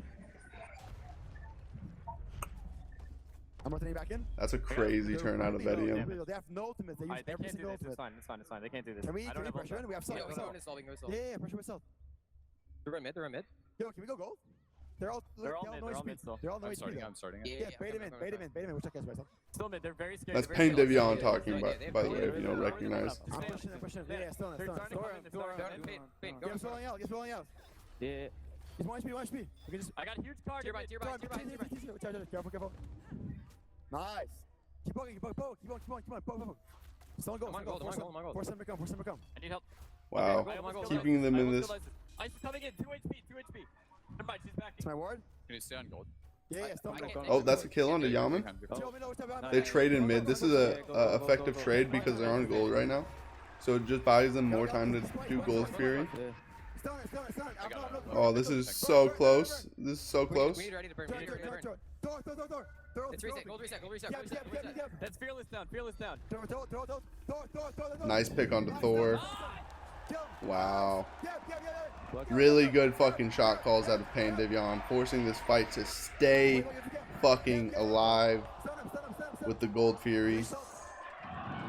Recognizing that most of their ultimates are down. They won't be able to get Gold Fury until a full reset, looks like. Maybe they'll be able to get gold after the reset. I can't do it. I can Now Emilito and Demi pull gold, which is very proactive. I'm coming. Somebody's got the gold right now. They go off that. Needs good. No. Because whoa. Pain Devion just bought teleport. Rank 1 to try and defend this gold. That's crazy. Yeah, he was looking to make, a game-changing play there. He thought that EPSilON would stick around, maybe do the Gold Fury. So he took the risk of buying the teleport. They did think about it. We'll see how it works out. They did think about They're only 800 staying around and doing they've gold. lost the experience lead. Enemy was in a good spot, but a rather strange extended engagement on a Gold Fury that they reset multiple times will result in a rather important win for EPSilON over the last 5 minutes. Of course, now with I'm pretty sure this is...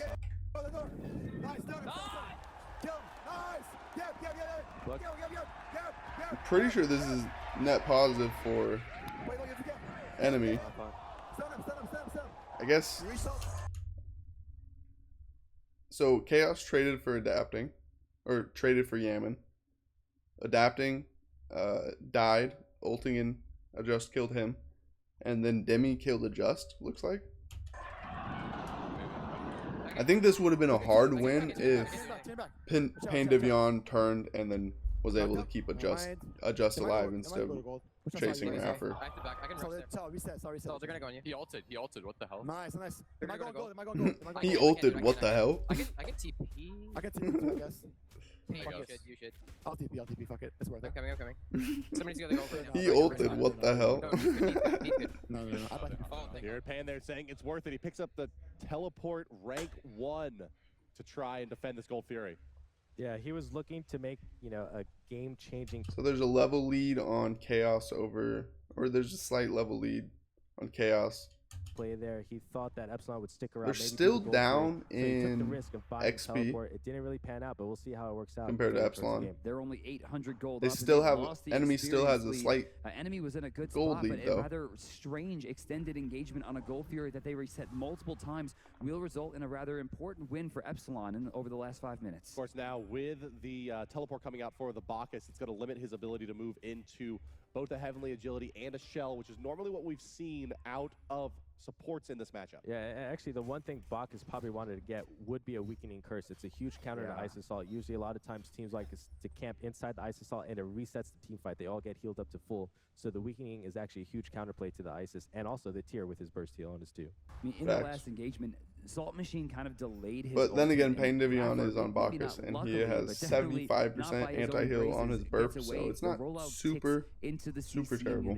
Right as he goes for it, and then he just kites Salt Machine all the way around the map, away from the Gold Fury. He did waste his ult at the end of it, but at the end of the day, they don't get the Gold Fury. Yeah, I mean, that small hesitation really costed him. It cost him the free kill on Raffer. Left side, mid camps are up here. Demi in the back line. Demi, he has the Lawbringer ultimate available. I think that was honestly a net neutral fight for both teams. A couple of seconds as well from Demi here. Like, it didn't really. And he may be I don't think it's really affecting much. Is going to bait out the Gold Fury here. They're going to start it up. Pain Devion, the only more so that engagement and Demi rotating over before Salt Machine is what makes it so they're able to take control of Gold Fury Pit here. Not really that previous fight. Just Demi rotating first. Demi in the back line. Demi, he has the Lawbringer ultimate available. Have to run. He wants to just bully them away. There's a blink up. Salt Machine's on his way over though. And he may be looking to make the play as Salt Machine's setting up to defend the Gold Fury. The only one that's really in position to contest for Double stun on both front line, anti-heal on both front line. Took way too much poke for that, honestly. But then again, Pain Devion can get back into the fight with teleport, so but the Isis ultimate is there to heal the team up as his teleport is coming up. Ultimate for the burst heal, and indeed, but Yaman will still get crushed before he can get out of the fight. Salt Machine causing havoc at the back line, the whole team turning on him, but they don't have the damage. Salt Machine zoning 5 while they're able to isolate Yaman. Let's watch this engagement over again. Now on the backside, they engage onto Pain, but while Pain gets Spirit Balled, Adjust blinks onto Yaman and combos him. Full combos with ult into a Chiron ult. Won't be healing Chiron. And indeed, but Yaman will still get crushed before he could get out of the fight. Or won't be healing Isis. Jeez. Saw Machine literally zoning 3. Crushed before he could get out of the fight. Saw Machine causing havoc in the backline. The whole absolutely insane. The damage to take down the Bologna. Indeed, they do. Fearless Chain got to be factoring in big heroes. The Gap Shield out. The Gap Shield able to keep him alive. In the backline, Chaos. What are you talking about? The double Dimmy continues. They're not winning the fight, DM. Not going to be much. You're casting for the wrong side. The Gap Shield. Is this enough now for enemy to take the Gold Fury on the back? Nah, but they have better farm advantage. They might be able to get tier 1 or something. He knew he was snowballing. He knew he wasn't getting focused in these fights, so he went for a penetration item to try to help. He's still going in, using that heal effectively. Smart dash by Vishim to try to keep Dimmy locked down in front. Yeah, they just got a little more XP gold over. Yeah, there's not much they can really do about that tier, similar to the Bologna in the regard. Actively focused. Level now for enemy. Here we're gonna get the Gap Shield. The Gap Shield. Do they have the damage to take down the Bologna? Indeed, they do. Fearless Chain got to be factoring in big heroes. The Gap Shield out. The Gap Shield able to keep him alive. In the backline, Chaos still finds a double. Dimmy continues to try to rush forward. Not going to be much here. We're going to get a 3-for-2 exchange in favor of enemy. Is this enough now for enemy to take the Gold Fury on the back of that? No, they can't take. Yeah, just Dimmy being here is really the reason. They can't do anything. I love his itemization choices. And both their tanks that died. He knew he wasn't getting focused in these fights, so he went for a penetration item to try to help. He's still going in, using that heal effectively. Smart dash by Vishim to try to keep Dimmy locked bees down on Vedium is actually a pretty big deal into their comp. Yeah, there's not much I would expect Vedium would be the target out of EPSilON now for the next 120 seconds. And the burst heal from tier is very sneaky. I mean, like, it'll trick you sometimes. Whoa. Little bonus attack speed there from the Emilito's Neath is enough to find that ward. I mean, you see he has a balance plate on top of the Ichabal. All right, so Emilito going to move into the mid lane here against Adjust. The mid laner is absent as we see Yaman rotating in. Chaos coming back as well. Gold Fury still available. Yeah, I mean, the biggest thing here is what can Dimmy do to disrupt the back line? You saw Bologna in the last team fight. She zoned out 4 Yeah, with both of these hunters, you kind of got like really a lot different than. You gotta play these objectives a lot different than EPSilON played them last game with Soul and Neath. Like they had so much objective pressure, DPS. 22 minutes elapsed here. This one, 22 kills in 22 minutes. Convenient for me. Whereas this game with the mage mids, you don't have as much DPS on the objective, so it's a lot harder to just pull and rip. Because the other team has a lot of kill threat. Can they go on to win this game, or and then can they steal threat, I should say. Do another victory in the game 3 to move up ahead? Thor is up, and we're gonna try this one again. We saw this gank fail earlier. Vishim. Nope, they got his beads in mid. And yet that was again, expected. Wow. Soul Eater is broken. Maybe we shouldn't put 300 health on a hunter item, huh? That's crazy. We asked why Chiron didn't go the Ichabal, but look, he went and he's going for another flat penetration item. So he's going for more ability damage. He wants his 2 to hurt. He wants his AoE 1 to hurt. We'll see how that pans out. Jotuns, Brawlers, or Titan's Bane? Where would you go? Jotuns, I think he's going. Going for extra 2? Yeah. I think it might be the Brawlers here. Looking at the Isis, the Neath, and the tier, there's sufficient healing there to make the item worthwhile. It comes down to really, do you want the cooldown reduction or where you prefer the bonus pen? And of course, there's the Titan's Bane as well, which increases your damage on towers, structures, and of course, your shots all around. I mean, I think all 3 have merit, and plus there's a cost difference between them. I think anything that he takes out of this tree is going to be useful. Yeah, I think he just wants to stay away Crusher from the crit because also he's going to have to focus the get Maybe Crusher is in the game right now. It minimizes the damage that crit does. Which is awesome. Bless. Going back into the Gold Fury area, it seems like Vishim's going to be able to pull this one. Spotted immediately by Yaman. Baiting a fight. Looks like Pain finished off both his aura items, so support has a power spike over EPSilON support. Yeah, I find it hard to believe there's only been one. It's a pretty good fight out of Pain. Ultimate. Yeah, Cataclysm was used there. Pain getting a stun off. This is so far a good exchange for enemy. Tower going down in favor of Assault Machine. Another 500 gold win for enemy. And Yaman's Wingut's doing less and less to the enemy squad here. Pain barely tickled. You notice Pain did get a 2-man belly flop, but they don't need a fight. Dimmy does not have his teleport up. Bologna does, and this is why you see Bologna getting all this free push. Ulting over the wall to force Assault Machine away. He continues to battle out on the tower. He's going right for the tier 2. No, he's going to be forced away and not in the direction I assume he wants to go. Top side. We got the no, wave, it's bro. getting really low. Raffer gonna force the reset. Adjust, getting tanked down. They're gonna steal it away. Wow. And IceSol's gonna clean that one up. Europe with coming. So that's up what I'm big. saying. Like, there's a lot more threat of a steal this game. Go into the Gold Fury there. That Ice ultimate just so good. Yaman with the juke shoes on will still go down to chaos. The double hunter. Well. He will fall to the salt machine. Emilita So it's adapting and Dimmy 2 for 1 or 2 for none so far. There. The stun from But they got Gold Fury, so it's still probably a win. Wall there. The tier 2 did go down the right side. The Fearless Chain hits 3, but they lost 2 towers in right lane, so it's definitely a loss for EPSilON there. Yeah, 3-0, fucking 2 towers in right lane, Gold Fury, jungle buffs, This was 100% red buff, enemy. looks they won like. the team fight, And looks they like got they're the going to be tier able to 2 get tower, this which is equivalent to tier what 1 Gold Fury would give you at mid this lane point. tower. 15 to 10 A right whole, now. Enemy whole now different leads type of EPSilON winning for this real. game Look out at of that. enemy. They're The playing USA more chance begins objective at 2700 focus low. instead of Gold lead extends snowballing to 32. They're gonna go snowballing their towards the lead map, with start pressure cleaning it up, or are they like gonna pressure into EPSilON did tier last 2? game. This is Captain much looking more for a way in. methodical. We're going to Buffs do are gold. down We're here. going to I mean, split push the right lane. Then we're going to have Not much to do. Salt Machine teleport over for the 4v3 advantage, you know. Advantages into something substantial that they can really look to win the game off of. They found a tier 2 on the Like, right side. Which these does are expose one things of the they're beasts, but talking still about these right leads now, are in about you know. the 3,000 to 4,000 range. They're going to need a little bit more than that to feel comfortable trying to break the base. A Fire Giant definitely going to be the big decider still as we approach the 26-minute mark. Adjust is looking great this game. 4-2-7 back into his comfort zone with Cirquet.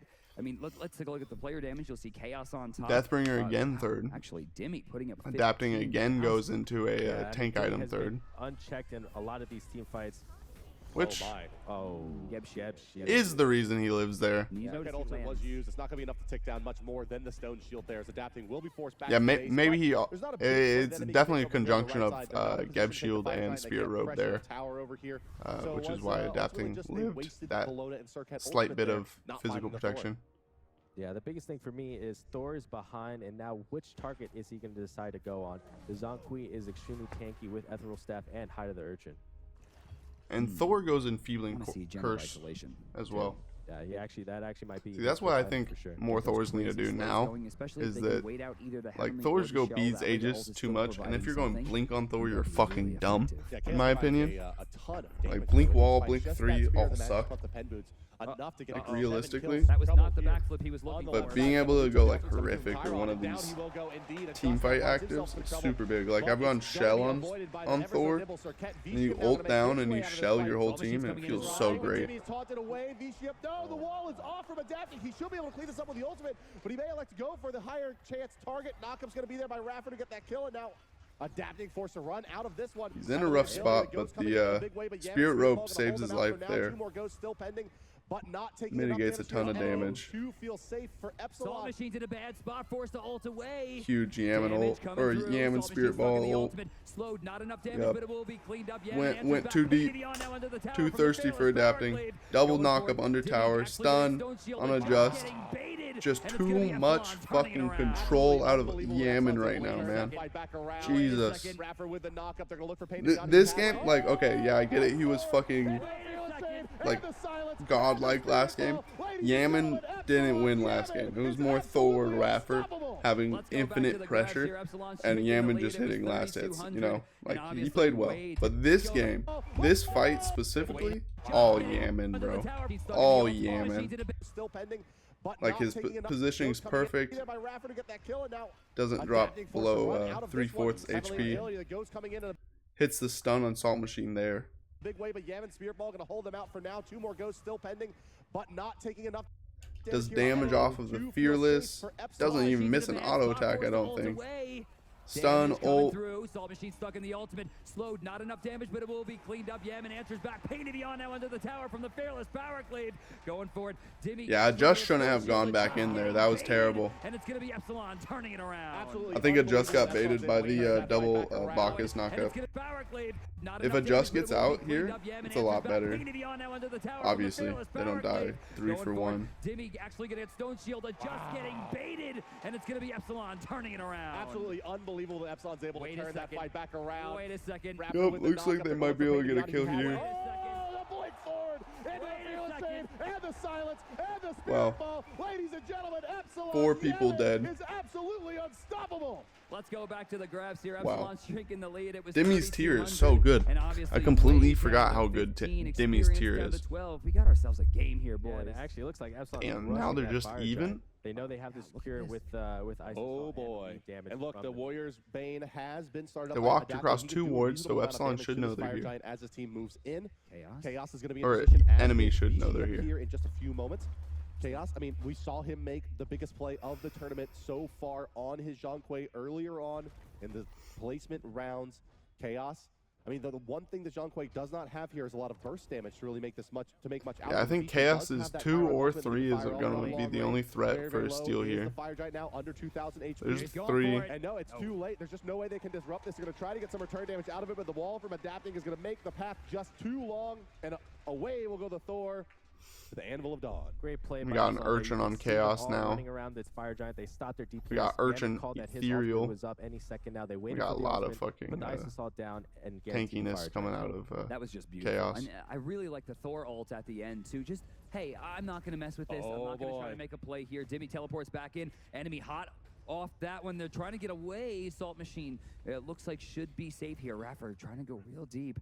Adjust over on the left, keeping the flank covered, and it seems like they'll get away, but the fight's going to come to them one way or another. And there's a lot up. There's a Grouped lot up. as 5 with Fire Giant. This should be a pretty free siege. Of the European boys in blue as they try to take down Albeit they don't have very many ultimates. Enemy does have the ult advantage here, so technically this fight is winnable from enemy. I rooted Bacchus. Good job. I'm poking. Bacchus poked. I got Bellona and a circuit behind us. We'll be fine. Watch out, boys. Watch out, boys. Good poke onto Bologna here. I'm ulting in, I'm ulting in. Shield in a sec. Shield for Dimmy when you... That's fine. Tower? Look at tower. Way too deep. Tower down. I'm dead. Good job. Kill it. Look at Queen. Careful. Got a root. Okay. Yep, Adjust doing his job of ulting Thor when he lands. That's a very good defense out of enemy, actually. Because if you think about it, like they only got a tier 1, with Fire Giant. I have to back. Okay.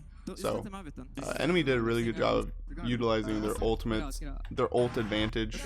This was kind of a greedy fight out of EPSilON. That's fine. So it looks like what sparks this engagement is Salt Machine's HP being so low. They're looking to dive and get the kill onto him. Forces the Bologna ult. Tier pushes him. Misses. Tier doesn't do any damage to Salt Machine there, actually. Tower. Way too deep. I'm dead. Good job. Look at Queen. Careful. Got a root. Okay. Get out. I don't understand how we didn't fucking die. Yeah, he should have. Damn. So deep, bro. I didn't realize how.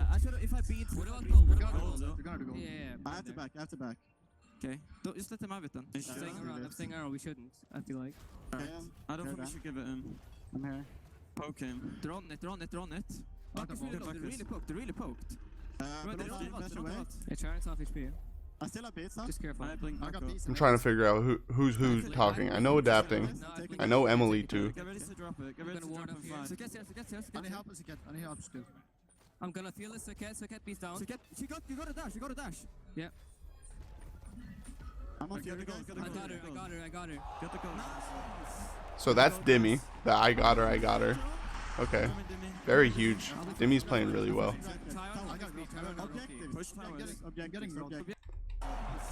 I was trying to watch her. Really poked. So this is a 4v5 fight that they're staying around and team fighting. Yeah, take it. And Adjust is kind of pushing way too far out. Like this is an ego play. You really need those mid harpies there?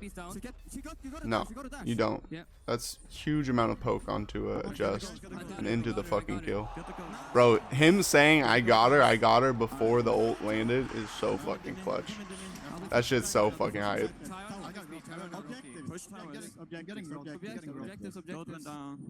I got real done. Can someone be ready? Yeah. I don't want to go right alone. I'm just backing. A couple of things really stand out to me from the comms of EPSilON there. You heard, maybe most interestingly, that razor edge between should we give up the Gold Fury or should we aggress into it? And you saw the second that they walked in and really like made their presence known, enemy backed right off, and it just goes to show you how kind of minute the decision. I honestly think enemy should have kept rolling, and how much it can impact the mid game. I think Adjust was low-key right to keep playing up, but his team wasn't behind him, so they made it end up being the wrong play. They paid the price. They tried to do the Gold Fury while they're both half HP, half mana, and they paid the price again. A top side of 3,200 for enemy has now resulted in 2,000. But honestly, if enemy full reset and then what's full HP, full mana on Gold Fury, they probably get that, and they win that fight. That's 5. Belly flop down. He's gonna get poked. So they had an opportunity for a power play after Adapting died there in middle lane, but they kind of fumbled it with Adjust dying there. They're trying to rush this down, it seems. Fire Giant's still available here for 27 seconds. They want to use this time to get at least 1,500 more gold. Well, you have Dimmy basically freezing out Salt Machine far on the right side here. So once those Soul Laners elect to rotate, we'll probably see the fight break out. Going for it. Stone Shield was just used prematurely. Looks like they're just going for tower poke. Damage, I guess, away from the card. And they're giving it up. Look like Adjust is going to commit to this. The end of the Fire Giant succeeds. 1,500 more gold. EPSilON's lead extends. Exactly. And look for EPSilON to maybe try to take another tower, but the biggest thing is they don't want to fight. No team wants to fight this close to the Fire Giant respawn. Yeah, I mean, they used the last basically 3 seconds of the Fire Giant buff there to find that extra tower, and a ton of income coming in, 5,000 experience and 4,000 gold in favor of EPSilON. I got to disagree, Zat, man. Dimmy looked like he wants to fight there. Dimmy's just throwing his weight around. You know, he's super fed. He's actually full build. Last item, Wingblade. Wow, yeah, he's completely full build. I mean, at this point, he could probably look to sell one of his cheaper items, but I mean, I guess his cheapest item is Wingblade. He just doesn't want to get slowed down by Chaos, by the Zonqui. And he wants to get into the back line and just wreak as much havoc as he can. I mean, the only item he could really sell at this point, maybe the Rune Forge and pick up something more like a Bulwark if he's worried, or Mail. Yeah, if he's worried about burst damage coming out. But yeah, besides that, he's pretty much in a great spot. No, he's pretty close to max. Oh no, yeah, Wingblade and Breastplate of Valor. So that's right. There's not really room for another CDR item. You could see that Rune Forge sold for perhaps a Bulwark if he just doesn't want to ever risk getting bursted down. Through their own Sentry Ward, that means it's not covered. Just going to be forced to beats. He's used all of his movement, adapting. No, a little bit too soon, but he knew he had to take it from the max distance because Adjust does have that. Actually, the speed buff just wore off. But the biggest thing there is getting the beads of Sir Ketch. You can't go. Yeah, what the fuck is DM talking about? Thank you, Zap. The biggest thing there is getting beads off of Adjust. It's not even getting the kill. Own Sentry Ward, that means it's not covered. Like, it doesn't even matter. He's used all of his movement, adapting. No, a little bit too soon. And he was still CC immune. Because Adjust does have that. Actually, the speed buff just wore off. But the biggest thing there is getting the beads of Sir Ketch. You can't go in now and ultimate the back line because she can't get out. It 1 CC and she's dead. Ballona's going to pour it in. Raffer, Stone Shields himself here. And it does look like EPSilON wants to fight rather than farm the Fire Giant. Yeah, they love poking Raffer. Just in trouble. He does not have beads. He's going to be forced away. He's out of the fight completely. Sir Ket will offer next to multiple fights now have started Raffer just off of Belch on Raffer. We actually have adapting coming in too. Just beautiful. Really good engaged by Raffer. He got both carries, beads in the back line, looks like. Out the fearless chain there from Dimmy, but in the meantime, pt1 takes a ton of damage and gets double tapped by adapting. Oh my gosh. There as well to prevent any major follow-up. Salt Machine pops the shield of the underworld, but it's maybe a little bit too early there. He's not going to reflect a significant amount of damage. Adapting having this Spear Rogue just makes it so there's so much leeway in how he can play. He can be so much more aggressive. Big Spirit Ball. Salt Machine's caught. Is he going to be? No, just slightly outside the range. Heavenly Agility going to get popped. Adapting. Wow, he beads for the cooldown. Trying to ult away. She's actually baiting fairly efficiently, and Chaos has a good line to this. I'm fairly certain that was a beads for the cooldown right there. Comes out.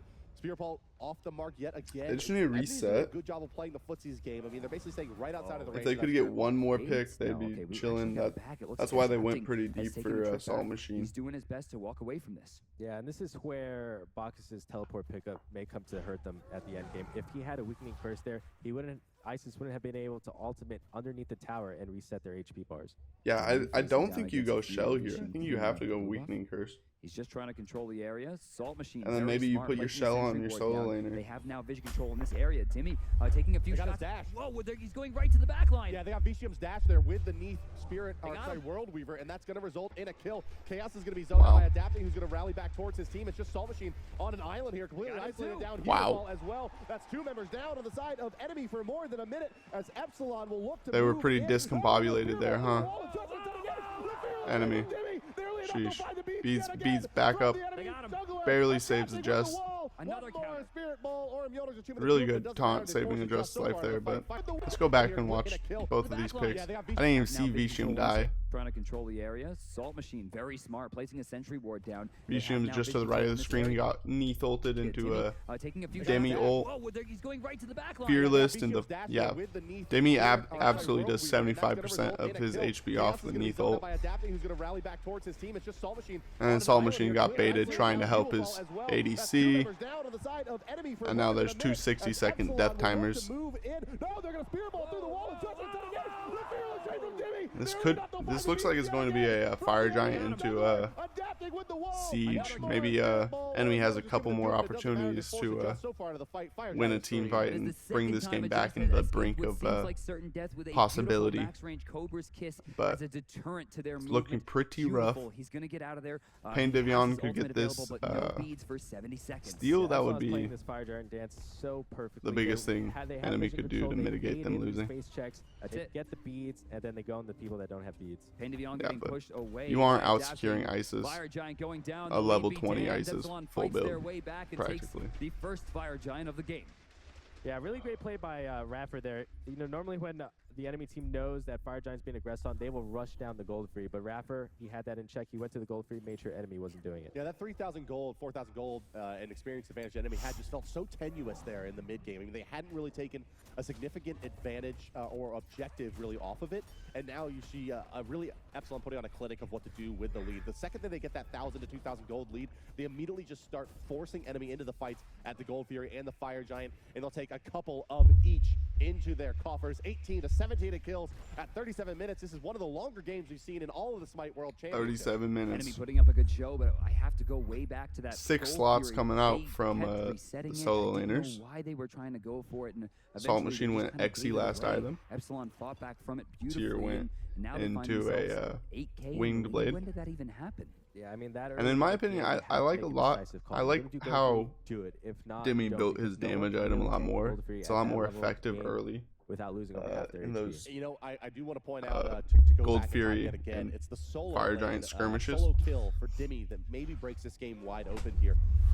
Maybe not so much in terms of the farm that he gets out of it, but remember, but then again, into this tournament, Bologna went double hammer. I don't think either build is actually bad. That extra confidence boost and really kind of maybe feeling himself now that he solos down what is ostensibly the best solo laner in North America, and it's really turned into an 8, 2, and 6. Hey, they're in Worlds. I guess so. Yeah, but he got soloed. Demi's looking too strong, and like you said, he's playing ill. Double he's playing out stun. of his mind right now. Jeez, that sounded so quick. Trying to control Salt Machine, overcommitting super hard here. If he doesn't come up big, he's gonna come down. He's zoning them off his backline. Double flop. As will the Intoxicate, but the backside. That's a very good poke onto the backline there. Chaos is too deep here, I think. If Chaos went up with Salt Machine there, I think that fight goes a lot better. Sheesh. Wave after wave, they finally got Yaman. Trading technically is going to be beneficial for enemy here because they have Fire Giant. A Spirit Arrow, beautiful root, gonna force the beads away from Vedium. We got a teleport coming right back in. Salt Machine into the fight. He gets away barely, did not get his full health, needed another second. Yeah, still not a lot of damage coming to this tower. Adapting over to the left side, he's going to move up as the Thor. Vishum in a lot of trouble here. He's got to be the target. Yes, huge. There's a CC chain. Down will go. Huge, and that's going to allow them to roll the rest of this fight. At the very beginning of this fight, and so now they don't have any other damage characters. Salt Machine has to make a play if they're going to look to defend. Another 1,500 gold going down as no one on enemy. Like I just said, it's pretty untenable fight there. I mean, EPSilON, everyone. They're probably going to have to give up this as they have a wave incoming. I mean, did you and guys they think at the beginning of this game that EPSilON had the 4 people versus 3? I think it just comes down to that they have the better late game as a team. Yeah, indeed. Yeah, I mean, they've outplayed enemy here now past about the 25-minute mark. Yeah, I mean, what it comes down to is the Gep pick. The Gep is by far probably the best late game Guardian in the game, especially compared to Bacchus. Raffer's Gep is so good. He was one of the most winning gods in SMITE history or something. Raffer specifically on Gep. Just in the mid lane alone right now. Fire Giant falling off in just about 30 seconds. I'm expecting that we're going to see EPSilON take a softer route and continue to fight once we have seen the respawn of the main objective. Yeah, they'll be perfectly happy to fight here with an 11,000 gold lead. In fact, take a look at the Neath build. It's a crusher. They are looking to end this game. You said crusher? I said crusher. Hello? Is that all right? Wow. Hey, it does give you a nice amount of pen up against those towers. Crusher's actually I mean, broken. This is the made Neath build. You know, you build all flat pens, so her abilities do maximum amount of damage. Her scaling is very high. Yeah, wouldn't be surprised to see even the Soul Eater, potentially Executioner, or the Ichabal. Probably the Ichabal get replaced by Transcendence later on in this build. Whoa, no, you replace it with Well, I mean, it does give him penetration, Titan's Bane. The Ichabal? Yeah. Yeah, but the Transcendence gives you so much flat power with the mana pool of a level 20 Neath that it may be worth it just if you're looking for those Spirit Arrows to really, really hit hard. World Weaver gets used I think you're looking for Titan's Bane instead of Hitchfall. He's going to be in a lot of trouble. Ain't gonna lie, Bart. Beautiful there. Salt Machine. Going a stacking item at 40 minutes isn't the way. But also, transit at this point, the stacks don't really matter that much. Yeah, I mean, another miss there by adapting, but the Cataclysm is still going to be used. They're going to dump basically everything there. Wow, Salt Machine out of position, 69-second cooldown. Now they're kind of forced to fight here into a bad spot. That ice was coming up big as well for the damage out on the Pandion. He's going to fall. Pandion trying to get a jump over the wall. Emilito's just about to die and then gets Geb Shield, and they don't get anything for 3 of their lives wasted, thrown down the fucking gutter. They're going to reset Free Fire Giant. You know what the fuck going on. Also has Spirit Robe and Midgardian Mail. Yeah, you can see. This is called a tank meta, boys. This is what a tank meta is. And Chiron and Midgardian if you can kill them, not much you can do. If there's such a high time to kill, right? Why build so that you have a faster time to kill instead of building to reduce the time to kill on yourself? And that's what you're seeing out of Adjust. That's why you're seeing Adjust go 0-4 in the last 5 minutes or so. Because Adjust was hard carrying this game. I think it was 4-1 at one point. Yeah, I mean, I can't believe they got 3 Fire Giants so far, but Enemy's doing a good job of defending their base here. They had to give up that Fire Giant. What they're hoping for right now is EPSilON, you know, overcommitting, overdiving, feel a little bit overconfident, maybe dive the Titan. That's the only way they could probably win a team fight. For the second game in a row here, you know, adapting Thor in this tournament has looking for the solo lane mid siege. Looking like that's really been the problem. And if enemy can't find a way to force EPSilON to change up their strategy through it, I mean, they basically have to win the next game, right? This one looks very, very dire for them. Yeah, this is the same spot as Titan were in game 1 you get beat, game last 2 year. You get a little better. And then game 3, it really comes down to, did you improve enough over game 2? Demi stepping forward here and controlling the area in between the towers there is super strong. Stays around to make sure Raffer can safely rotate over. Who looks very, very hungry for a win here. All 3 birds still available. Now they're committing to the solo line. Solo side Phoenix. Oh my gosh. Like, those are the tankiest people on the team, and they just brought them to a quarter HP off 1 combo. That's just off of a fucking Geb knockup, right?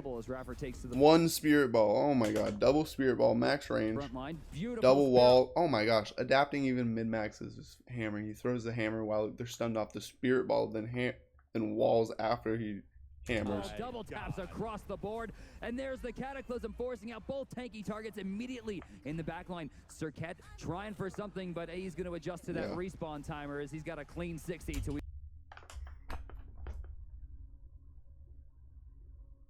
Fucking stop it. He's gonna adjust to that respawn timer. Fucking shut the fuck up. God damn it. No, he isn't. The game's over.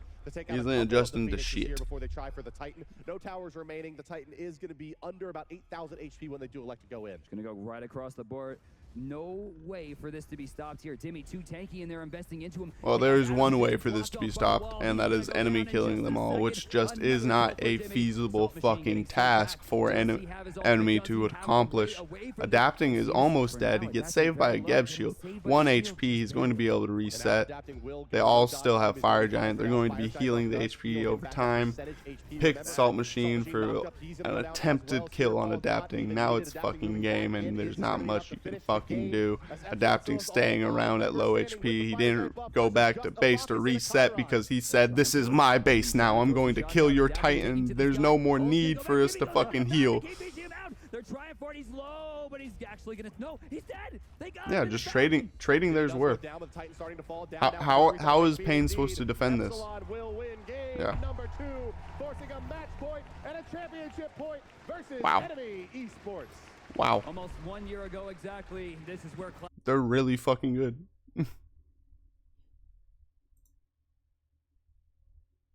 Oh no. he goes into the back.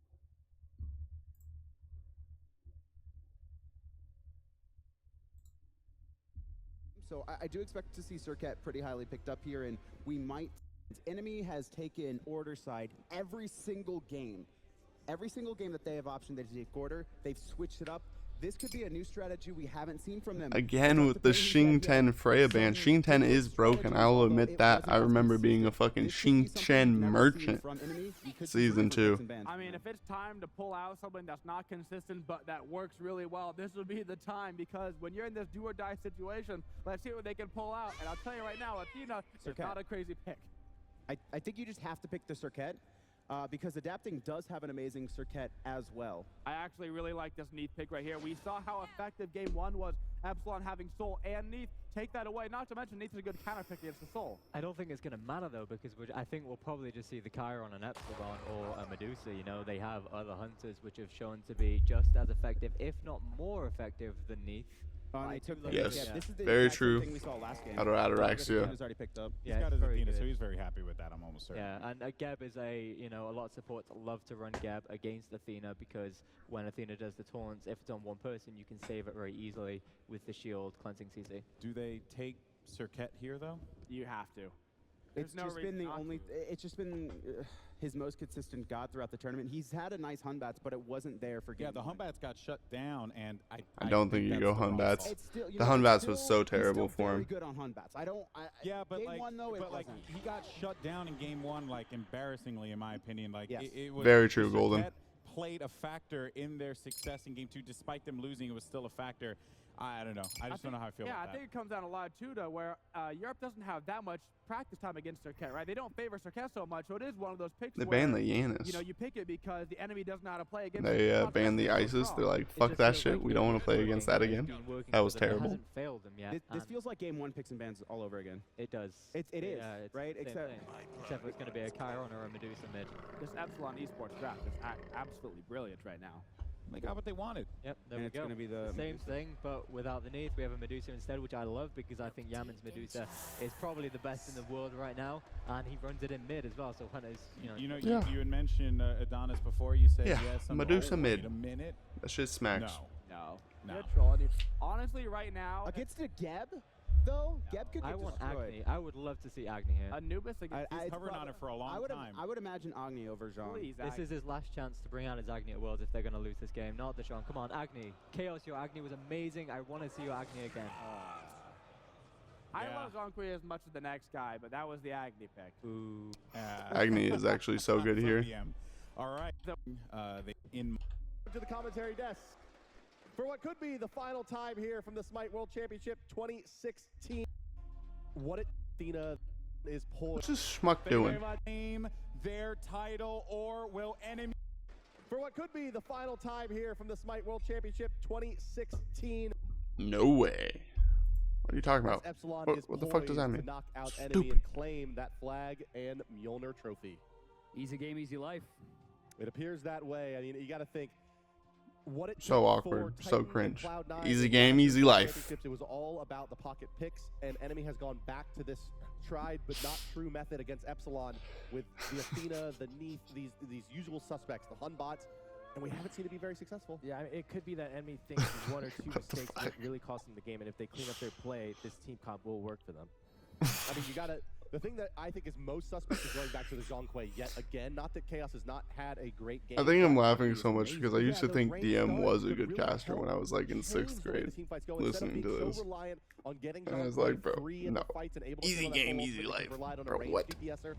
And again, they're going to give Adapting Thor 3 games in a row. Bart carried so hard. I mean, some players just like listening it, some players back. don't like it, but you got to think if they're going to go for it this many times that he's just going to get more Like, and more. at least Bart's comfortable with each saying of something with substance Do something different. pretty much all the time. The reason that Cloud9 fell to enemy, rather EPSilON, wasn't picks. It wasn't because of Neath. It wasn't because of, you know, really Hun bots. It was because they kept picking the same thing over and over and allowing adapting to adapt to their combos. It was because of Fenrir.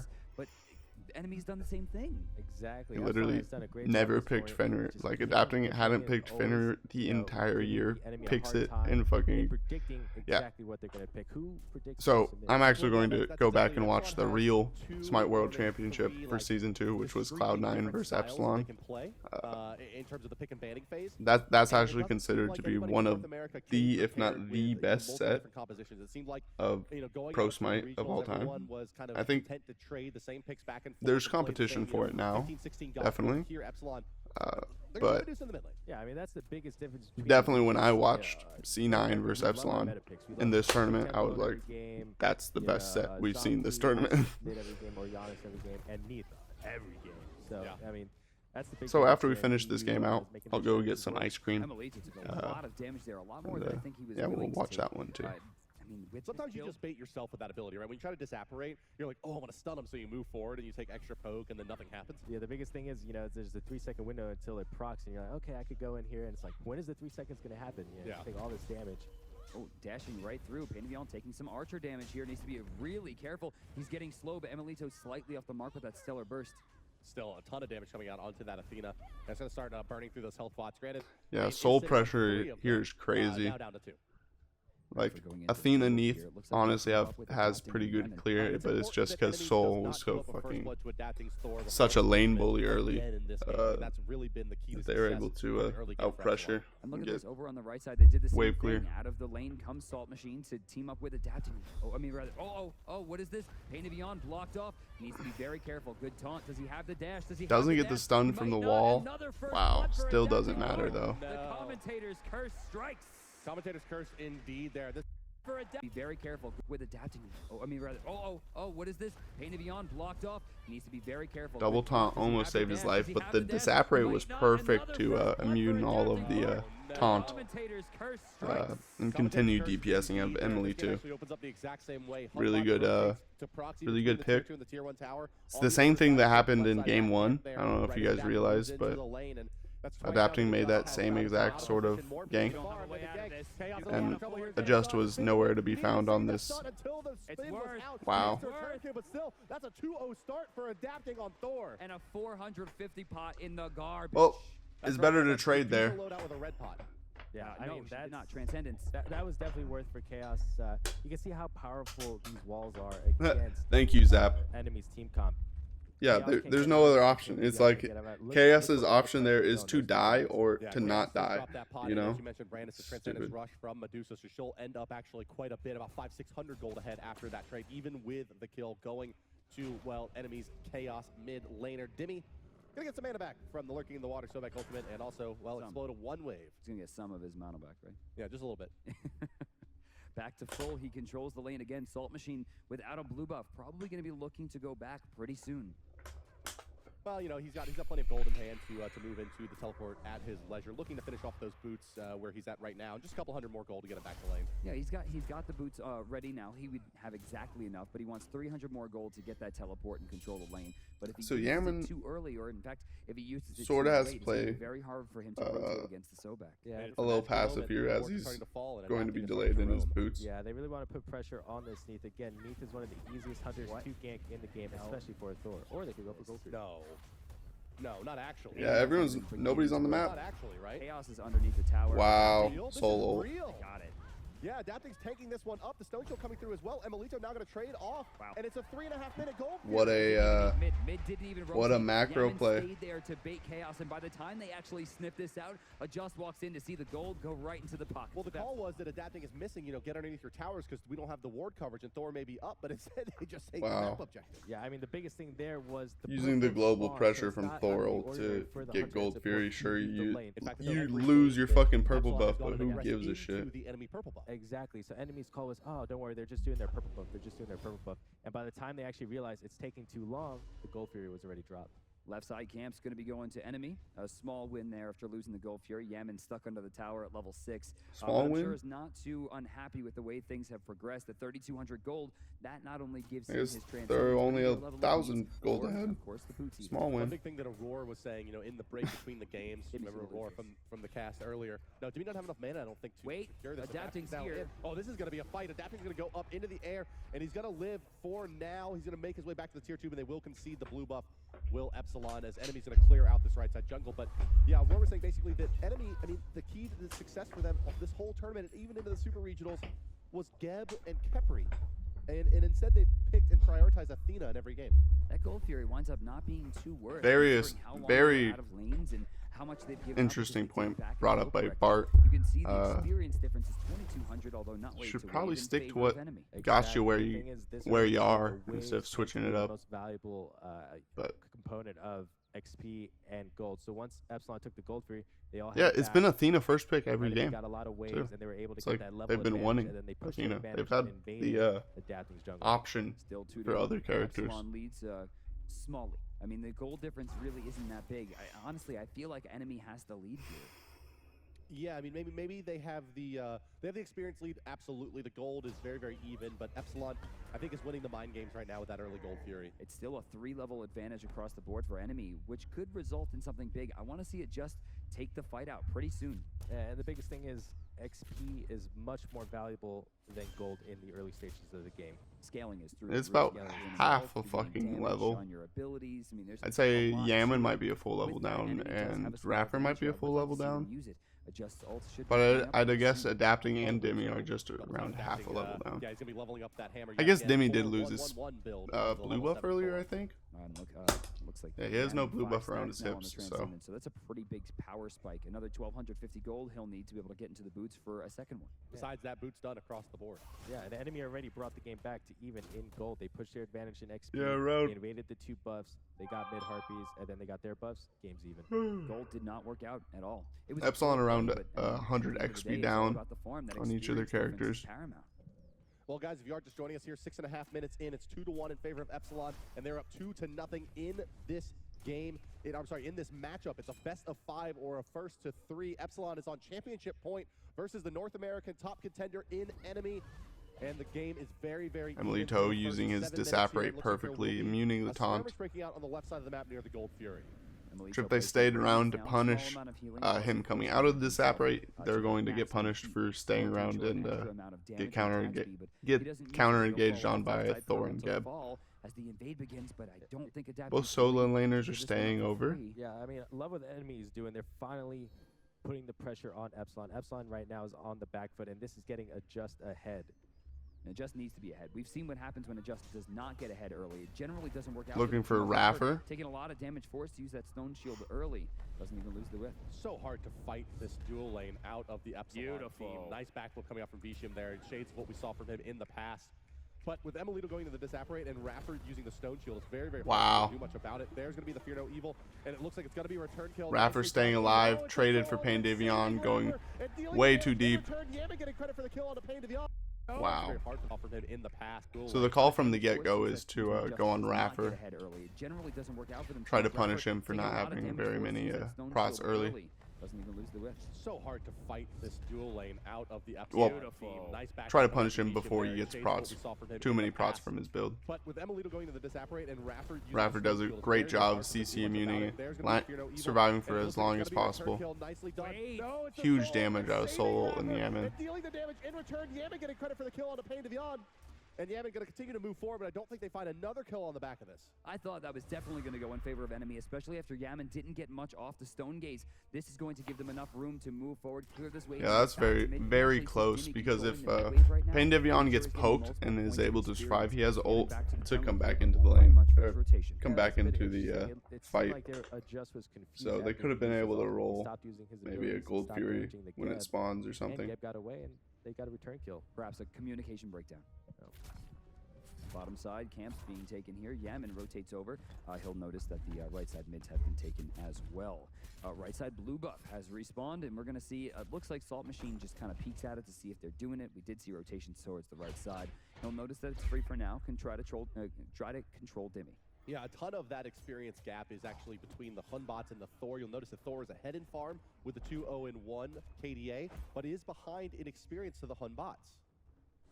Yeah, I love the rotation. Very interesting. Here. They knew the blue buff was coming up and they wanted to guarantee it. Yeah, they lost both of their buffs in the last rotation. Remember, Just is pretty deep here. A little surprised that he's actually going to play that risky just to get a little extra chip onto the Sobek. Literally no chip on the Sobek. They look to save Yaman here. No, gonna retreat back. They'll pick up the speed buff for free, it seems. Yeah, no problem taking this one here. And yeah, I mean, I do like that adaptation from EPSilON to go ahead and make sure they can secure this next round of buffs on the right side. I'm sure that Kenneth was giving them hell for not getting his speed buff. Melito taking the red. This is going to go to him. We know that him and Yaman like to make sure they're getting, you know, the normal buffs, but swap that way. This is a dangerous pull. I guess they're saying our ults are more powerful than yours, so we're fine with a fight with everyone having ult. Wow, 2 people stunned with Medusa. Wow, while they're dealing with a Medusa, they got fucking Thor ulting on their solo laner. That was pretty deep for adapting. Ryan Ford could, however, Emilito forcing a Just away immediately. There's no way he can go back in adapting. Ryan Ford could be in some trouble here. Needs another crit. What in the world? If adapting had beads, he actually probably gets out alive. Scot-free. Looks like Pain of Yama's going to be able to run that one down either way. Salt Machine has rotated in. Sobek nowhere to be found in the fight for now. Now Dimmy's going to come in. Tail, no, the ability's just not being that successful. Chaos continuing to surge forward, but the Saturate is there for them. Melito, the burst coming through, it is going to be enough, but not before Chaos will take a spill. Chaos trades. Yaman's here, but he doesn't have a lot of mana. Yeah, Yaman's completely out of mana. Dimmy's just forced to kind of zone out for the team now, as Enemy will get the better of that trade for the moment. Dashing away is Dimmy. The Lurking in the Water is doing a ton of damage there, but still, it's Enemy coming out ahead in that trade. The biggest thing there was the patience on Chaos with the Zonkui. He waited for Soul to use her Evaporate, and then he popped his ultimate and chased her down. Left side mid camp's going to be taken. Gold Fury will stand once again. It seems no team willing to go for it. A 3-for-2 exchange, favoring Enemy. Doesn't quite favor them enough to go for the, I think, more dangerous objective on the map. They'll just go for super even game camps, extra as of yet. Extra gold. This adapting looks like there's a level lead on Chaos, a pretty big level lead on Pain Devion. Full 2 levels over Rafford, but that's kind of what you expect when you pick Geb. He doesn't really have very much. That's spread out as 60 gold. Yeah, it looks like it's a whole level. It's not factoring in not 2 levels, but you expect that as Geb. He's never been a character that has the best early game. We are looking at probably a minimum of about 60 or 70 HP per level, even on the Assassins. Adapting finds a 2-man stun and a ton of poke out on the Pain of Beyond. He's actually liable. That was a free kill onto Chaos if he hits that. Still looks like a pretty free kill. It's been pretty decent AoE from Enemy in return, but they're going to pick off 2 targets right away wow. inside of EPSilON as their single target. They just keep getting funneled into this one choke point, and they don't know what the fuck to do. It's like some waves he's going to bring it. Looks like Pain to be on back in with his ultimate. Pain full health could dive the backline here, but it's a 4v2 full health versus not. Yeah, they just drop and look for the fight here, and it should be free. Damage, but not enough to forces them back. Yeah, but it's bought some time. Unfortunately, they can't do Gold Fury with that health pool. Looks like, especially with the threat of Salt Machine teleporting or coming over. Starting to aggress into the Lady in Gold. This is visible. They know this is happening. Yeah, maybe they want to try to bait Enemy into thinking they don't, but no, now Melito will. Yeah, they just don't need to contest right away. It's only Vedium and Pain Devion on it. One of the supports, maybe both the supports to fall here. Yeah, I'm not sure why Pain chose to go in for that. I don't know that that was entirely worth, considering Raffra was level 8. Melito's soul ultimates have been really, really on point, but you know, he does expend a massive. It definitely is worth if they're able to get this Gold Fury. Life, and now the Gold Fury's going to be started up again from Enemy, and they have a bit of a power play here, but Adapting's going to turn the corner big. And this time around, Osiris is in the team fight. Melito pretty low, activates the Radiant and the Corporeal form to try to heal and get out of that one. Once again, the Gold Fury gets pulled. One of the longest engagements we've seen at this camp for quite some time. The damage from that Mjolnir's attunement on Adapting with Jotun's wrapped on in the max level. It just crushes Jonquay there. Judgment Tether going to be used by Osiris, taking a ton of poke in return. The stun from Adapting, yes, going to lock out Salt Machine from making it back to that tier 1. Adjust could have gone in there, and I think he could have fragged. Adjust is playing very scared in this set. Yeah, the biggest thing there is, even though EPSilON was you can see the pressure is affecting him. with Thor. Like right there, that he hit the bounce perfectly. He had ult. Assault Machine was there with ult to jump over the wall and help follow up. Like, why aren't you teleporting in here? It looks like Gonna lock out. Like you're onto Thor. Thor does have beads, so you could get beads off him. Get back to that tier 1, but nope. I guess Assault Machine is a lot lower than I had it looks like they're going to concede the goal expected. Finally. It's been a long engagement here at the center camp. Yeah, the biggest thing there is even though EPSilON was at a disadvantage. But I mean, look at Assault Machine's HP. It's healing up. With Thor that forces enemy off the Gold Fury. And Athena had ult. I'm pretty sure you go in there still. Possible. Wants to make sure he's not missing in this experience. He's level 14 and behind right now. He's also out of mana. Yeah, Assault Machine's come up pretty big here in this game so far as Osiris in terms of his farm. We heard earlier, you know, Osiris kind of maybe considered the best warrior lane dominator that's currently in the game. I believe that was Zatman talking about that a bit earlier, and indeed that seems to be the case here. 0-0 and 3 for Assault Machine, but ahead in net worth and experience over the Sobek. Yeah, exactly. But the thing is, can he translate that lead into big team fights, big objective games? Whereas Dimmy here, he's the one with the 2 kills. Osiris really hasn't made his presence felt. Yeah, I mean, once upon a time, you used to see, you know, chin size or an executioner come out on Osiris to really transition into that damage build. But I mean, these days you're lucky to see an Iqbal in the 6th slot. So I mean, Osiris as a damage dealer is not going to be too threatening until much later in this game. Adapting on the bottom side, clearing up red. Yaman's here. Is he going to pick it up or is he going to save it for Soul? He's going to grab it. Soul has the purple. She rotates down, 4-man split on the backhand. Yeah, it looks like they have. Man, solo laners usually get so much farm. He's level fucking 16 at 14 minutes. 003. It's not like he's even fucking super fed or definitely anything. waiting for Soul to get the poly now. Wow, in the world. It's just Hey, that puppy. acid spray plus Mjolnir's How are you? poke damage. And this is How why are we get you? Medusa for that extra burst damage on her abilities. Gold Fury again getting gestured here as Raffer walks towards. It looks like the vision still How belongs are to you? Blue. Sentry Wards How are in the you? inventory, for a lot of the members of Enemy. In fact, Just, Chaos, and Pain to Beyond all have them. It looks like Chaos places his down forced at the top side, and you'll notice it was pinged out by the boys in blue. This game just feels like EPSilON's waiting to go off. I mean, they're just waiting to pick that one spot where they're going to go completely all in. Enemies line up in comparison. Oh, how does that look, It's a little bit more puppy? difficult, I think, to pull off here because again, they have to make room in these teamfights for Chaos to channel that ultimate fully, which means that Just needs to get a big ultimate of his own, and Salt Machine needs to fully disrupt the backline. This is really getting down to the nitty gritty. There's gonna be like maybe 5-10 team fights max doesn't have a till World is over. Yeah, take a look at Raffer there. Or Just this sitting game on, is over. Basically a vest. Yeah. I mean, he's got cooldown boots and almost no defensive items. Just very smart to blink away when he did. Almost took a big shot. A wasted ward as it gets dropped down and not picked off. Another one will be placed, and this time belonging to Blue. They're out of sentry wards in the inventory, but Just still manages Free to have Gold one. They Fury should pull belong. for EPSilON. The Vision War fight should belong to them, but they're starting the Gold Fury so haphazardly. Yaman in the front line there, kind of uncharacteristically for your Hunter, but still zoning out fairly effectively. What are you doing over there? Judgment Tether looking pretty good. Up into the air will be going Thor. That will stop the Judgment Tether from coming out. And this is a big Junkway ultimate, but can they block him out? Salt Machine isolated here. Yaman kept alive just barely by Stone Shield. Oh, wow, that's pretty good engage on from enemy. Salt Machine's coming up big. Continues in underneath the tower. Denny is here. Tail whip could be enough to keep him locked in. Yes, indeed, he will go down, but not before fighting. Also, in the back line, 2 for 1. back. He's trying for damage on the Pain to Beyond. He looks big, all coming out, but he's trying for more. He's very low health. He's not going to get much Stuck more. in between tier 2 and tier 1 here, in kind of awkward spot with a lot of low HP. They get the Junkway ultimate they were looking for, but porting into this tower, Chaos is going to be in a lot of trouble. Who is it? It's adapting with a stun. Oh my gosh. Turns it into a 2 for 2. No jungle objective. That team fight was finally Wow. Salt Machine make They get he continues Junkway ultimate, but can they block him out? Salt Machine isolated here. Yaman kept alive just barely by Stone Shield. He's gonna have a very hard time. Lacerate. So Raffer, Yaman go down. Let's see the engagement here. Looks like it's just EPSilON pulling gold. There, kind of uncharacteristically for your Hunter, but still zoning out fairly effectively. Salt Machine into the backside. Judgment Yeah, it looks like Salt Machine's putting in work here. Forcing 4 people out of the Gold Fury pit with his tether. Ults down onto adapting. Gets a double kill with the 2. Goes deep, looks for adapting. If he's able to get his kill, Chaos doesn't die later.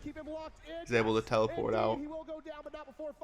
In the back line, Emilito is back. He's trying for damage on the Pain to Beyond. He looks big, all coming out. And that's crazy for Emily to show up there.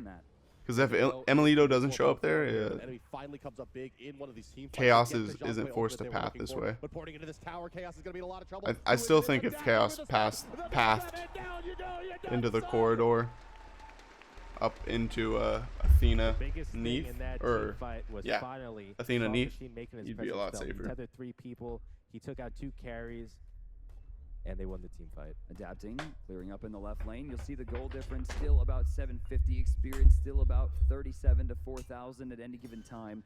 Not much has been done, I would say, over the past 7 or 8 minutes. We've kind of been stagnating in this one area. Ooh, all right, just gonna be very mad about that attempt at that steal. Yeah, the interesting thing is we've had a lot of team fights, but each team fight has been so close that no team has really been able to break it open.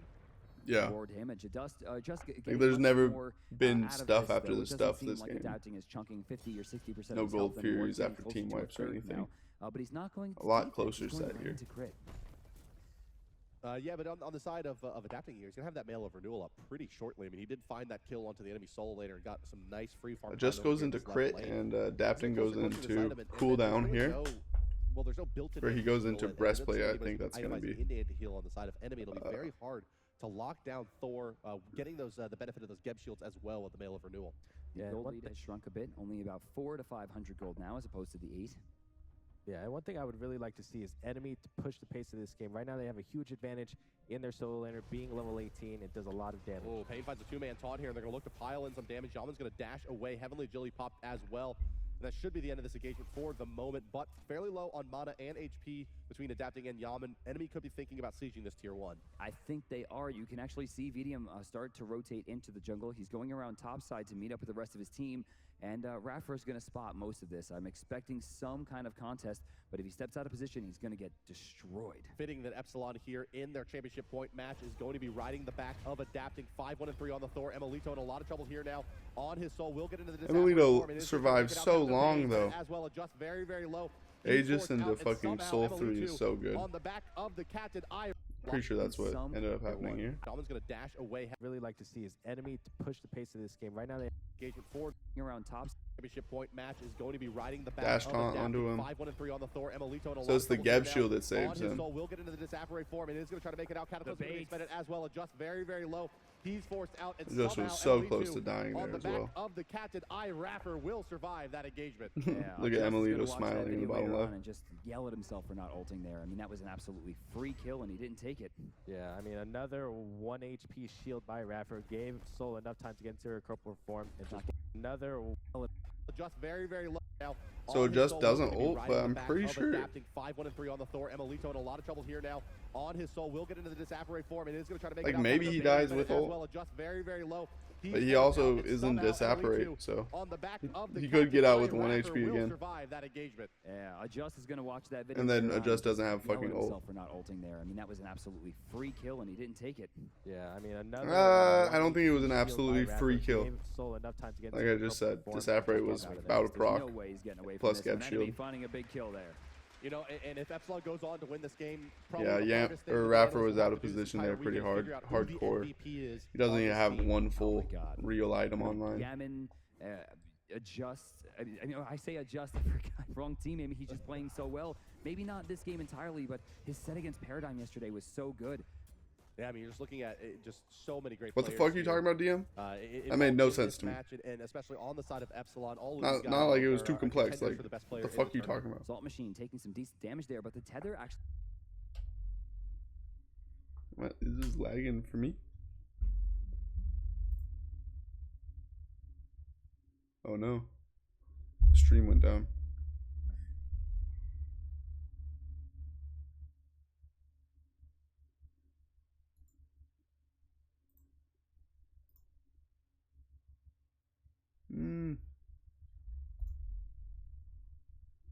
Oh, because the internet stopped working.